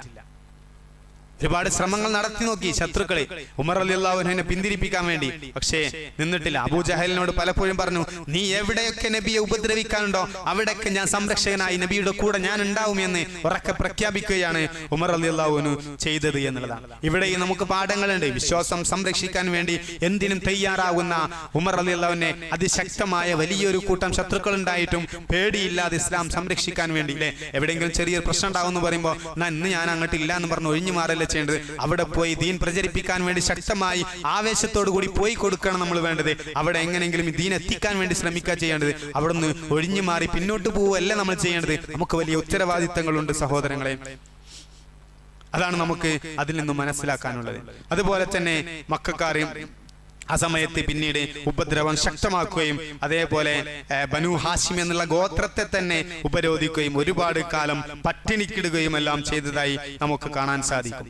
അങ്ങനെ അവിടെ നിന്ന് ഹിജ്റ പോയി മദീനയിലേക്ക് എത്തിയ സമയത്ത് ഉമർ റളിയല്ലാഹു ഓരോ ആളുകൾക്കും ഓരോ കൂട്ടുകാരുണ്ട്. ഉമർ റളിയല്ലാഹുവിന് കിട്ടിയ കൂട്ടുകാരൻ ഇത്ബാൻ ഇബ്നു മാലിക് റളിയല്ലാഹു അൻഹു ആയിരുന്നു. ഇത്ബാൻ ഇബ്നു മാലിക് റളിയല്ലാഹു അൻഹുവിനാണ് ഉമർ റളിയല്ലാഹുവിന് കൂട്ടുകാരനായി കിട്ടിയത്. ഓരോരുത്തരും അവിടെ ചെന്നിട്ട് ഓരോരുത്തരെ നിശ്ചയിച്ചു കൊടുത്തു. എന്നിട്ട് അവരുടെ സഹായത്തിൽ അങ്ങനെ മുന്നോട്ട് പോയി. കാരണം ഇവരൊന്നും ഇല്ലാതെ വരികയാണ്. വീടില്ല, പിന്നെ പണമില്ല, കുടുംബങ്ങളില്ല, എല്ലാം ഒഴിവാക്കിയിട്ട് മദീനയിലേക്ക് വരാം. അപ്പൊ മദീനയിലുള്ള ഓരോ മുസ്ലിങ്ങൾ അങ്ങനെ ഓരോരുത്തർക്ക് ഏൽപ്പിച്ചു കൊടുത്തു. എന്നിട്ട് അവർ കഴിയുന്ന പോലെയൊക്കെ സഹായിക്കട്ടെ. അങ്ങനെ ഇത്ബാൻ റളിയല്ലാഹു അൻഹുവിനെയാണ് ഉമർ റളിയല്ലാഹു കൂട്ടുകാരനായി കിട്ടിയത്. അദ്ദേഹം എന്ത് ചെയ്തു, അവർ നമ്മൾ ഷെയർ ചെയ്തത് അവര് ജോലിയായിരുന്നു. ഒരു ദിവസം ഉമർ റളിയല്ലാഹു അൻഹു ജോലിക്ക് പോകും. ആ സമയം ഇത്ബാൻ റളിയല്ലാഹു നബിയുടെ സദസ്സിലിരിക്കും, ക്ലാസുകൾ കേട്ട് ഹദീസുകൾ പഠിക്കും. എന്നിട്ട് ഉമർ റളിയല്ലാഹു ജോലി ചെയ്ത് കഴിഞ്ഞ് വന്നാൽ ഇതൊക്കെ അങ്ങനെ പറഞ്ഞു കൊടുക്കും. അടുത്ത ദിവസം ഇത്ബാൻ ജോലിക്ക് പോകും, ഉമർ റളിയല്ലാഹു അൻഹു ഇവിടെ ക്ലാസ്സിനിരിക്കും. എന്നിട്ട് ഇത് കേട്ട് കൊടുക്കും. ആ പണം പകുതി ഇങ്ങോട്ട് നടക്കും, ഇൽമും ഷെയർ ചെയ്യും. പണവും ഇൽമും എല്ലാം ഷെയർ ചെയ്യുകയാണ്. ഇവിടെ നമ്മൾ പഠിക്കാൻ വേണ്ടി, അല്ലെ, നമ്മൾ കുറച്ചെന്തെങ്കിലും ക്ലാസ് കേൾക്കുക പഠിക്കുകയൊക്കെ ചെയ്യുമ്പോൾ തന്നെ ഞാൻ തിരക്കെടുക്കില്ല എന്നുള്ള തോന്നല നമുക്കല്ലേ. ഒരുപാട് പഠിക്കാനുണ്ട് നമുക്ക്, അല്ലെ, വ്യവസ്ഥാപിതമായി പഠിക്കാനുള്ള ഒരുപാട് സംവിധാനങ്ങളുണ്ട്. അവരൊക്കെ അതിനു വേണ്ടി ജോലി പോലും മാറ്റിവെച്ചിരുന്നു എന്ന് നമുക്ക് കാണാൻ സാധിക്കും സഹോദരൻ. അതുകൊണ്ട് എന്ത് ചെയ്യണം, പഠിക്കാൻ വേണ്ടി നമ്മൾ ഒരുങ്ങനെ വേണം. അതേപോലെ നമുക്ക് മറ്റൊരു ചരിത്രം കാണാൻ പറ്റും. ഉഹുദിന്റെ രണാങ്കണ ഭൂമിയിൽ അബൂ സുഫിയാൻ എന്ന് വിളിക്കുന്നുണ്ട്. അന്ന് അദ്ദേഹം ഇസ്ലാം സ്വീകരിച്ചിട്ടില്ല. അബൂ സുഫിയാൻ ഓരോരുത്തർ നോക്കി ഉഹുദിൽ ഇങ്ങനെ പരാജയപ്പെട്ട് നിൽക്കാൻ. നബി പറഞ്ഞു, ആരോടും മിണ്ടണ്ട, ഒന്നും മിണ്ടണ്ട, നിങ്ങൾ മിണ്ടാതെ മതി. അവരെന്തെങ്കിലും വെല്ലുവിളിക്കട്ടെ, ഈ സമയം കുറച്ച് പ്രയാസമുള്ള സമയമാണ്, നിങ്ങൾ മറുപടി ഒന്നും പറയണ്ടെന്ന് പറഞ്ഞു. അപ്പൊ അങ്ങനെ അബൂ സുഫിയാൻ ഉറക്കെ വിളിച്ചു ചോദിച്ചു, എവിടെയാണ് നബി? ഇവിടെയുണ്ട്. മുഹമ്മദ് ഇവിടെ എവിടെയെങ്കിലും ഉണ്ടെങ്കിൽ പറയൂ എന്ന് പറഞ്ഞു. അപ്പൊ കുറെ നേരം മൗനം. നബി പറഞ്ഞു, ഒന്നും മിണ്ടണ്ടെന്ന് പറഞ്ഞു. അപ്പൊ എന്ത് ചെയ്തു, ഇല്ല, നബി മരിച്ചിട്ടുണ്ട്, ഈ ധൈര്യമില്ല. അബൂബക്കർ ഇവിടെ എവിടെയെങ്കിലും ഉണ്ടോ എന്ന് ഉറക്കെ വിളിച്ചു ചോദിച്ചു. ഇല്ല, അബൂബക്കറും ഇല്ല. അതെ, അബൂബക്കറും മരിച്ചു എന്ന് പറഞ്ഞു. പിന്നെ ചോദിച്ചു, ഉമർ ഇവിടെ എവിടെയെങ്കിലും ഉണ്ടോ എന്ന് ചോദിച്ചു. ഉമർ റളിയല്ലാഹു അൻഹു മിണ്ടാതിരിക്കാൻ കഴിയണില്ല. ഉമർ റളിയല്ലാഹു അൻഹു മിണ്ടാതിരിക്കാൻ പറഞ്ഞെങ്കിലും എന്ന് പറഞ്ഞ ഉറക്കെ വിളിച്ചു പറഞ്ഞു, അള്ളാഹുവിന്റെ ശത്രു, നീ കളവാണ് പറയുന്നത്. ഇവിടെ നബിയുമുണ്ട്, അബൂബക്കറുമുണ്ട്, ഉമറും ഇവിടെ ജീവിച്ചിരിക്കുന്നുണ്ട് എന്ന് പറഞ്ഞ് അവിടെ അദ്ദേഹം അവിടെ പുറത്തേക്ക് വെല്ലുവിളി സ്വീകരിക്കും. ആ സമയത്ത് അബൂ സുഫിയാൻ പറയാണ്, നിനക്ക് അതല്ലേ ഉള്ളൂ, ഞങ്ങൾക്ക് ഹോബിലുണ്ട്, ഞങ്ങൾക്ക് ഉസ്സയുണ്ട്. അവരുടെ ദൈവത്തിന്റെ പേരൊക്കെ അങ്ങനെ പറഞ്ഞു. അതിൽ ഉമർ റളിയല്ലാഹു അൻഹു മറുപടി കൊടുക്കാണ്, ഞങ്ങൾക്ക് അള്ളാഹു ഉണ്ട്, അള്ളാഹു മൗലാന, അള്ളാഹുവാണ് ഞങ്ങളുടെ യജമാനൻ. ഉച്ചത്തിൽ മറുപടി കൊടുക്കണം ഉമർ റളിയല്ലാഹു അൻഹു. ഉമർ റളിയല്ലാഹു റളിയല്ലാഹു അതൊന്നും സഹിക്കാൻ കഴിയില്ല. അങ്ങനെ ഒരുപാട് ചരിത്രങ്ങൾ നമുക്ക് കാണാൻ സാധിക്കും. ഖൈബറിൽ പതാക വഹിച്ചത് ഉമർ ഇബ്നുൽ ഖത്താബ് റളിയല്ലാഹു അൻഹു ആയിരുന്നു. സ്വന്തം ശരീരത്തെക്കാൾ സ്വന്തം ജീവനേക്കാൾ നബി സല്ലല്ലാഹു അലൈഹി വസല്ലമയെ സ്നേഹിച്ച ഒരുപാട് സംഭവങ്ങൾ നമുക്ക് കാണാൻ സാധിക്കും. പലപ്പോഴും ഉമർ റളിയല്ലാഹുവിന്റെ ശബ്ദം ചില സമയത്തൊക്കെ അങ്ങോട്ടും ഇങ്ങോട്ടും പ്രശ്നം ഉണ്ടാകുമ്പോൾ ഉയരാറുണ്ട്. അബൂബക്കർ ഉമർ റളിയല്ലാഹു അൻഹു ഇവർ തമ്മിൽ പ്രശ്നം ഉണ്ടായി, ശബ്ദം ഉയർന്നിരുന്നു ഒരിക്കൽ. അതേപോലെ തന്നെ പിന്നീട് ഒരിക്കൽ ആയത്തിറങ്ങി സൂറത്ത് ഹുജറാത്ത്, യാ അയ്യുഹല്ലദീന ആമനൂ ലാ തർഫഉ അസ്വാതകും ഫൗഖ സൗത്തി നബി, നബിയുടെ ശബ്ദത്തെക്കാൾ നിങ്ങളുടെ ശബ്ദം ഉയർത്തരുത് എന്നുള്ള ആ ഒരു ആയത്തിറങ്ങിയതിനു ശേഷം പിന്നെ ഉമർ റളിയല്ലാഹു അൻഹു നബിയുടെ സാന്നിധ്യത്തിൽ ഒരിക്കൽ പോലും ശബ്ദം ഉയർത്തിയിട്ടില്ല. എന്ത് ദേഷ്യം വന്നാലും ശബ്ദം ഉയർത്തിയിട്ടുണ്ടായിരുന്നില്ല എന്ന് ആ ചരിത്രത്തിൽ നമുക്ക് കാണാൻ സാധിക്കും. മഹാനായ ഉമർ ഇബ്നുൽ ഖത്താബ് എത്രത്തോളം എന്ന് വെച്ചാൽ മദീന പള്ളിയിൽ നബി മരിച്ചു കിടക്കുന്ന മദീന പള്ളിയിൽ ആരെങ്കിലും ഒച്ചുണ്ടാക്കിയാൽ പോലും ആ പള്ളിയിൽ നിന്ന് നബി പോയിട്ട് തിരുത്തും. നബി സല്ലല്ലാഹു അലൈഹി വസല്ലം മരിച്ചു കിടക്കുന്ന വഫാത്തായി കിടക്കുന്ന പള്ളിയാണിത്. ഈ പള്ളിയുടെ ചാരെന്ന് നിങ്ങൾ സൗണ്ട് ഉണ്ടാക്കാൻ നബിയുടെ മരിച്ചു ആ ആയത്തിന് ശേഷം അത്രമാത്രം സൂക്ഷ്മത അദ്ദേഹം കാണിച്ചിരുന്നു എന്നുള്ളതാണ്. ഇനി അതേപോലെ തന്നെ ഉമർ ഇബ്നുൽ ഖത്താബ് റളിയല്ലാഹു അൻഹുവിന്റെ അവസാന സമയത്തിൽ നമുക്ക് ഒരുപാട് പാഠങ്ങളുണ്ട്. നബി സല്ലല്ലാഹു അലൈഹി വസല്ലം മരിക്കാൻ വേണ്ടി മരിക്കുന്ന ആ സമയം പ്രവാചകൻ സല്ലല്ലാഹു അലൈഹി വസല്ലമയുടെ വഫാത്ത് കേട്ടി ഞെട്ടിത്തെറിച്ച് ഇങ്ങനെ നിൽക്കുകയാണ് ഉമർ റളിയല്ലാഹു അൻഹു. ഉമർ റളിയല്ലാഹു അൻഹു അത് ഉൾക്കൊള്ളാൻ കഴിയുന്നില്ല. നബി മരിച്ചു എന്ന് കേൾക്കുമ്പോൾ അദ്ദേഹത്തിന് അറിയാൻ മരിക്കും, പക്ഷെ ആ സമയത്ത് അത്രമാത്രം ഇഷ്ടമായിരുന്നു. നബി ഇല്ല എന്നുള്ള ചിന്തിക്കാൻ പോലും പറ്റുന്നില്ല. ജീവനോട് ഒരുപാട് സ്നേഹത്തോട് സ്വന്തത്തിന്റെ ജീവനേക്കാളും ആത്മാർത്ഥമായി സ്നേഹിച്ച ആ നബി മരിച്ചു എന്ന് പറയുമ്പോൾ ജീവനില്ലാതെ അങ്ങനെ നബി കിടക്കുന്നു എന്ന് കേട്ടപ്പോ ഉൾക്കൊള്ളാനേ പറ്റിയില്ല. അത് പെട്ടെന്ന് തിരിച്ചു ഉടനെ അദ്ദേഹം വാളൂരി പിടിച്ചു. ആരങ്ങനെ പറഞ്ഞതെന്ന് വെച്ചാൽ അങ്ങനെ പറയരുത്, കാരണം അദ്ദേഹത്തിന് സഹിക്കാൻ കഴിയുന്നു. അദ്ദേഹത്തിന് അത് മനസ്സിലായില്ല. നബി മരിച്ചു എന്ന് പറഞ്ഞത് ആ സമയത്ത് ഒന്നും ഉൾക്കൊള്ളാൻ പറ്റാത്തൊരവസ്ഥ ഉണ്ടായി. അദ്ദേഹം ഭീകര അന്തരീക്ഷം സൃഷ്ടിക്കണം. ആ സമയത്ത് അബൂബക്കർ റളിയല്ലാഹു അൻഹു ഇടപെട്ട് ആയത്ത് ഇങ്ങനെ ഓതി കൊടുത്തു. നബി സല്ലല്ലാഹു അലൈഹി വസല്ലം മരിക്കുമെന്ന് ബോധ്യപ്പെടുത്തപ്പോ ആ ശക്തനായ ഉമർ അവിടെ തളരുകയാണ്. ഒരിക്കലും പതറാത്ത ഉമർ, ഒരിക്കലും തളരാത്ത ഉമർ തകർന്നു.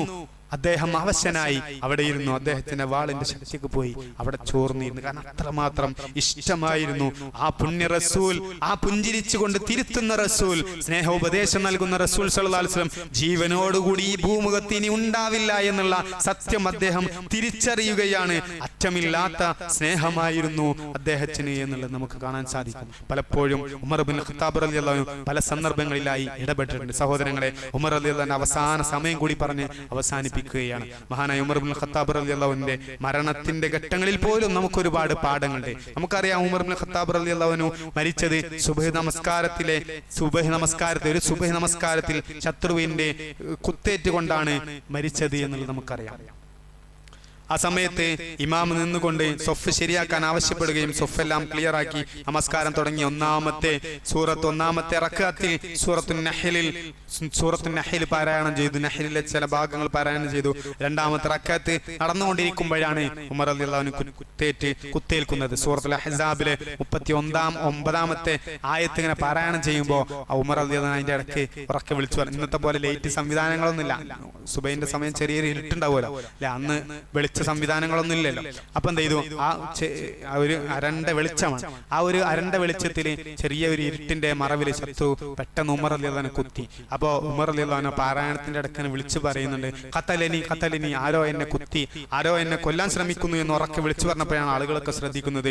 അങ്ങനെ ആകപ്പാടെ അങ്ങോട്ടും ഇങ്ങോട്ടും ചിന്ന ഭിന്നമായി പലരും ശത്രുവിനെ പിടിക്കാൻ വേണ്ടി ശ്രമിച്ചു. 2 തല മൂർച്ചയുള്ള വാളുകൊണ്ട് ഉമർ റളിയല്ലാഹു അൻഹു നന്നായി നല്ല ആഴത്തിൽ മുറിവുണ്ടാവുന്ന തരത്തിൽ ആഴത്തിൽ കുത്തി പരിക്കേൽപ്പിച്ചിട്ടുണ്ട്. എന്നിട്ട് ഓടി ചിലരൊക്കെ പിടിക്കാൻ ശ്രമിച്ചു. അങ്ങനെ 7 പേര് ഷഹീദായി. ആ ശത്രുവിന്റെ മർദ്ദനമേറ്റ് 7 പേരവിടെ മരിച്ചു. ഒരുപാട് ആളുകൾക്ക് പരിക്ക് പറ്റി. ശത്രു ആരാണെന്ന് തിരിച്ചറിയാൻ കഴിഞ്ഞില്ല. പിന്നെ ഉമർ റളിയല്ലാഹു അൻഹു ചോദിച്ചു, ആ കുത്തിയത് മുസ്ലിങ്ങളുടെ കൂട്ടത്തിൽപ്പെട്ട ആരെങ്കിലും ആണോ, നമ്മുടെ കൂട്ടത്തിലുള്ള ആരെങ്കിലും ആണോ എന്ന് ചോദിച്ചപ്പോ അതല്ല എന്ന് തിരിച്ചറിയാൻ സാധിച്ചാൽ ഉമർ റളിയല്ലാഹു അൻഹു സമാധാനമായി. മുസ്ലിം അല്ലല്ലോ എന്നെ കുത്തിയത്, മുസ്ലിം അല്ലാത്ത ശത്രുക്കളുടെ ചില കൂട്ടത്തിൽപ്പെട്ട ആളുകളാണ് കുത്തിയത് എന്ന് അദ്ദേഹം മനസ്സിലായി. ആ സമയത്ത് അബ്ദുറഹ്മാൻ ബിൻ ഔഫ് റളിയല്ലാഹു അൻഹുവിനോട് ഇമാം നിൽക്കാൻ പറയുകയും പെട്ടെന്ന് നമസ്കാരം വേഗം പൂർത്തിയാക്കുകയും ചെയ്തു. അങ്ങനെ നമസ്കാരം പൂർത്തിയാക്കി. എന്നിട്ട് അദ്ദേഹം നമസ്കരിച്ചിട്ടില്ല. അദ്ദേഹത്തോട് നമസ്കരിക്കാൻ വേണ്ടി പറഞ്ഞപ്പോ ചില ആളുകൾ ചോദിച്ചു, ഉമർ റളിയല്ലാഹു അൻഹു ബോധം കെട്ട് കിടക്കാൻ, നല്ല മുറിവുണ്ട്, രക്തം വാർന്നൊലിക്കുന്നുണ്ട്. ഉമർ റളിയല്ലാഹു അൻഹു നിസ്കാരം പൂർത്തിയാക്കണ്ടെന്ന് ചോദിച്ചപ്പോൾ ചില ആളുകൾ പറഞ്ഞു, ബോധം ഉണ്ടോന്നൊന്നും അറിയണമെങ്കിൽ നിസ്കാരത്തെക്കുറിച്ച് ഓർമ്മപ്പെടുത്തിയാൽ, നമസ്കാരത്തെക്കുറിച്ച് പറഞ്ഞാൽ ബോധം ഉണ്ടെങ്കിൽ ഉമർ കണ്ണ് തുറക്കും എന്ന് പറഞ്ഞു. അപ്പം എന്ത് ചെയ്തു, അദ്ദേഹത്തെ ചോദിച്ചു. അങ്ങനെ കഴിയുന്ന പോലെ അദ്ദേഹം ആ നമസ്കാരം പൂർത്തിയാക്കുന്ന ഘട്ടം നമുക്കറിയണം അല്ലേ. ആ സമയത്ത് നമസ്കാരം കഴിഞ്ഞതിന് ശേഷം പിന്നെ വൈദ്യനെ കൊണ്ടുവന്ന് പിന്നെ പാല് കൊടുത്തപ്പോൾ ആ പാല് പുറത്തേക്ക് ഇങ്ങനെ ഒഴുകാണ്. അതോടുകൂടി മനസ്സിലായി സംഗതി കുറച്ച് സീരിയസ് ആണ്. പാല് കുടിച്ചിട്ട് വയറ്റിൽ നിൽക്കണില്ല എന്ന് മനസ്സിലായതോടുകൂടി എന്ത് ചെയ്തു, ഇത് അധികം നീണ്ടു നിൽക്കില്ല എന്ന് എന്ത് ചെയ്തു അവിടെ മനസ്സിലാവാൻ. അങ്ങനെ അത്രയും ഭീകരമായ അവസ്ഥയായിട്ട് പോലും നമസ്കാരത്തിൽ വിട്ടുവീഴ്ചയില്ലാതെ ചെയ്യാൻ, ആ സമയത്ത് പോലും നമസ്കാരത്തെ കുറിച്ച് പറയാൻ, നമസ്കാരം പൂർത്തിയാക്കാൻ വേണ്ടി ആവശ്യപ്പെടാൻ ഉമർ റളിയല്ലാഹു അൻഹു അല്ലേ. നമ്മളൊക്കെ ആണെങ്കിൽ എന്തായിരിക്കും അവസ്ഥ? പ്രിയ സഹോദരങ്ങൾ, നമസ്കാരത്തിന് അത്രമാത്രം ആ അവസാന സമയത്ത് പോലും അത്രമാത്രം പ്രാധാന്യം നൽകിയിരുന്നു. നമ്മൾ ഒഴിവൊക്കെ കിട്ടുകയാണെങ്കിൽ അങ്ങനെ നിസ്കരിക്കുക എന്നതാണ്. ഇല്ല, നമസ്കാരമാണ് ഒന്നാം സ്ഥാനത്ത്. നമസ്കാരം വിശ്വാസിയുടെ ഏറ്റവും പ്രധാനപ്പെട്ടതാണ്, പരലോകത്ത് ആദ്യം ചോദ്യം ചെയ്യപ്പെടുന്നത്. ഇതൊക്കെ നമ്മൾ ഇതുമായി ബന്ധപ്പെട്ട് പഠിക്കേണ്ട വളരെ പ്രധാനപ്പെട്ട കാര്യങ്ങളാണ്. മകനോട് കണക്കൊക്കെ പറഞ്ഞു കൊടുക്കണം. അവസാന സമയത്ത് 80,000 ദിർഹം കടണ്ട് കേട്ടോ. 80,000 ദിർഹം കടണ്ട്. കഴിയുന്ന പോലെ നീ വീട്ടിലെന്ന് പറഞ്ഞാ പോകുന്നത്. എങ്ങനെ കട അറിയോ? ദൂർത്തടിച്ചിട്ടല്ല, സ്വന്തം ആവശ്യങ്ങൾക്ക്, ഭരണത്തിന്റെ കാര്യങ്ങൾക്ക് വേണ്ടി ഒക്കെ അധ്വാനിച്ചിട്ടുണ്ടായ കടാണ്. അദ്ദേഹത്തിന്റെ പ്രയാസങ്ങളാണ്, അദ്ദേഹത്തിന്റെ കടമാണ്.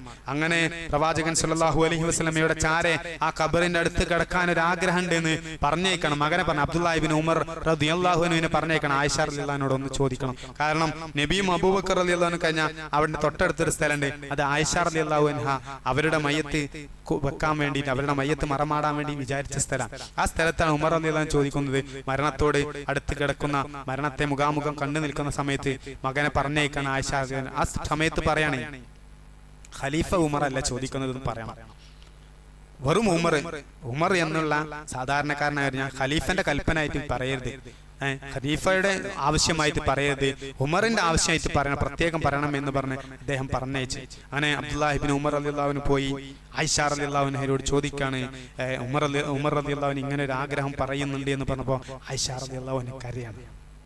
ആയിഷ റളിയല്ലാഹു അൻഹ കരയുകയാണ്.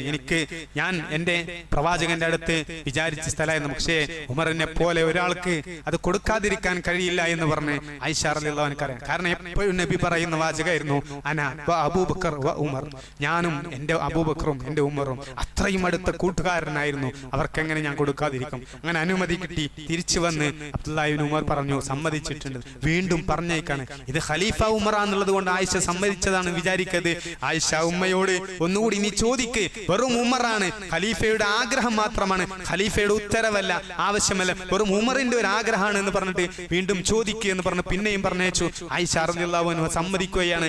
ആ സന്തോഷത്തോടു കൂടിയാണ് മഹാനായ ഉമർ ഇബ്നുൽ ഖത്താബ് റളിയല്ലാഹു അൻഹു പറയുന്നത്, അത്രയും ഇഷ്ടമായിരുന്നു, അത്രയും അടുത്ത കൂട്ടുകാരനായിരുന്നു. ആ മരണത്തിന്റെ അവസാന സമയത്ത് ഉമർ റളിയല്ലാഹു അൻഹു പറയുന്നുണ്ട്, എന്റെ കവിൾ ഒന്ന് നിലത്ത് വെക്ക് മോനെ, എന്റെ കവിൾ ആ നിലത്തൊന്ന് വെക്കണം നീ പറയുന്നത്. ഈ ഉമറിന്റെ ദയനീയമായ അവസ്ഥ നിസ്സാരനാണ് എന്ന് മനസ്സിലാക്കിക്കൊണ്ടെങ്കിലും അള്ളാഹു എന്റെ പാപങ്ങളൊക്കെ ഒന്ന് പുറത്തു തരട്ടെ. ആരാ പറയണ ആലോചിച്ചു. ഈ നിസ്സാരക്കാരനായ ഈ ഉമർ, ക്രൂരനായ ഉമറിന് അള്ളാഹു പുറത്തു തരട്ടെ. ഈ കവിളെടുത്തിട്ട് നിലത്ത് വെക്ക്, ഈ നിലത്തേക്ക് പതിച്ചു വെക്ക്, ഈ നിലത്ത് കിടക്കുന്ന ഉമറിനെ കണ്ടിട്ടെങ്കിലും അള്ളാഹു പുറത്തു തരട്ടെ എന്ന് സുബ്ഹാനല്ലാഹ് അള്ളാഹു പറയുകയാണ്. സഹോദരങ്ങളെ, നമ്മുടെ മനസ്സ് നമ്മൾ ഓർത്തു നോക്കണം. അവർ സ്വർഗമുണ്ട് എന്ന് ഉറപ്പുള്ള ആളുകളാണ് മരണത്തിന്റെ നേരത്ത് പ്രയാസപ്പെടുന്നത്. ഒരുപാട് മാറാനുണ്ട്, ഒരുപാട് നമുക്ക് ചെയ്യാനുണ്ട്, ഒരുപാട് നമുക്ക് ചിന്തിക്കാനുണ്ട്. സഹോദരങ്ങളെ, പരിശുദ്ധ റമളാൻ നമ്മുടെ മുമ്പിൽ എത്തി നിൽക്കുകയാണ്. ഉമർ റളിയല്ലാഹു അൻഹു പറയാണ്, വൈലൻ ഉമർ ഇല്ലം തഗ്ഫിരില്ലാഹ ലി, അല്ലാഹു എനിക്ക് പുറത്തു തന്നിട്ടില്ലെങ്കിൽ ഉമറിന് നാശമെന്ന് ഉമർ റളിയല്ലാഹു അൻഹു തന്നെ പറയുകയാണ്. അതുകൊണ്ടാണ് കവിൾ നിലത്തെടുത്ത് വെക്കാൻ പറഞ്ഞത്. സഹോദരങ്ങൾ, അല്ലാഹുവിനെ പേടിച്ച് ജീവിച്ച ഉമർ ഇബ്നുൽ ഖത്താബ്, ഒരുപാട് പാഠങ്ങൾ നമുക്ക് പഠിക്കാനുണ്ട്, ഒരുപാട് കാര്യങ്ങൾ നമുക്ക് ചെയ്യാനുണ്ട്. ഈ പരിശുദ്ധ റമളാൻ അവരെ പോലെ ചരിത്രങ്ങൾ പഠിച്ചുകൊണ്ട് അതിൽ നിന്നും പാഠങ്ങൾ ഉൾക്കൊണ്ടുകൊണ്ട് ഒരു മാറ്റത്തിന് കാരണമാവണം. റമളാനുകൾ അങ്ങനെ വന്നു പോവുക എന്നതിന് പകരം യാതൊരു മാറ്റവും ഇല്ലാതെ പോയാൽ നമുക്ക് വലിയ നഷ്ടമായിരിക്കും. അതുകൊണ്ട് നമുക്ക് മാറാനുള്ള അവസരമാണ് ഇത്തരം ചരിത്രങ്ങൾ. ചരിത്രത്തിന്റെ ഒരുപാട് വലിയ ഭാഗങ്ങളിൽ നിന്നും പ്രധാനപ്പെട്ട ചില ഭാഗങ്ങൾ മാത്രമാണ്. ഒരുപാട് മഹാന്മാരായ ആളുകളുണ്ട്. ചരിത്രങ്ങൾ നമ്മൾ പഠിക്കണം, പാഠം ഉൾക്കൊള്ളണം, നമ്മുടെ കുട്ടികൾക്ക് പറഞ്ഞു കൊടുക്കണം. ഇന്ന് കുട്ടികൾക്ക് ഇങ്ങനത്തെ സംഭവങ്ങളൊന്നും അറിയില്ല. നമ്മുടെ പുതിയ തലമുറക്ക് ഇതൊക്കെ പഠിപ്പിച്ചു കൊടുക്കണം നമ്മൾ. അവരൊക്കെ മാറട്ടെ. നമ്മൾ ഒന്നിച്ച് സ്വർഗത്തിൽ പോകാനുള്ള അവസരമാണ് ഈ പരിശുദ്ധ റമദാൻ. അതിനുവേണ്ടി പരമാവധി ഉപയോഗപ്പെടുത്തണം എന്ന് മാത്രം ഓർമ്മപ്പെടുത്തിക്കൊണ്ട് എൻ്റെ വാക്കുകൾ ഇവിടെ അവസാനിപ്പിക്കുകയാണ്. അഖൂലു ഖൗലി ഹാദാ വസ്തഗ്ഫിറുല്ലാഹിൽ അലീം. അല്ലാഹു നമുക്ക് എല്ലാവർക്കും ഈ ഒരു ഇരുത്തം നമ്മിൽ നിന്നും സ്വാലിഹായ അമലായി നമ്മിൽ നിന്നും സ്വീകരിക്കുമാറാവട്ടെ. പരിശുദ്ധ റമദാനിന്റെ ഈ മഹത്തായ കാരുണ്യം കൊണ്ട് അല്ലാഹു റയ്യാൻ എന്ന കവാടത്തിലൂടെ സ്വർഗത്തിൽ പ്രവേശിക്കാൻ ഭാഗ്യം ലഭിക്കുന്നവരിൽ നമ്മെ എല്ലാവരെയും ഉൾപ്പെടുത്തി അനുഗ്രഹിക്കുമാറാവട്ടെ. ഗസയിലും ഫലസ്തീനിലും എല്ലാം പ്രയാസങ്ങൾ അനുഭവിക്കുന്ന നമ്മുടെ സഹോദരങ്ങൾക്ക് അല്ലാഹു എല്ലാ നിലക്കും ആശ്വാസം നൽകി അനുഗ്രഹിക്കുമാറാവട്ടെ. അതിമനോഹരമായ ജന്നാത്തുൽ ഫിർദൗസിൽ കുടുംബസമേതം അല്ലാഹു നമ്മെ എല്ലാവരെയും ഉൾപ്പെടുത്തി അനുഗ്രഹിക്കുമാറാവട്ടെ. നമുക്ക് പ്രിയപ്പെട്ട ഒരുപാട് ആളുകൾ നമ്മിൽ നിന്നും വിട പറഞ്ഞു പോയിട്ടുണ്ട്. അല്ലാഹു അവർക്കെല്ലാം മഗ്ഫിറത്തും റഹ്മത്തും നൽകി അനുഗ്രഹിക്കുമാറാവട്ടെ. റബ്ബന ആതിനാ ഫിദ് ദുനിയ ഹസന വഫിൽ ആഖിറതി ഹസനതൻ വഖിനാ അദാബന്നാർ. അസ്സലാമു അലൈക്കും വറഹ്മത്തുള്ളാഹി വബറകാതുഹു.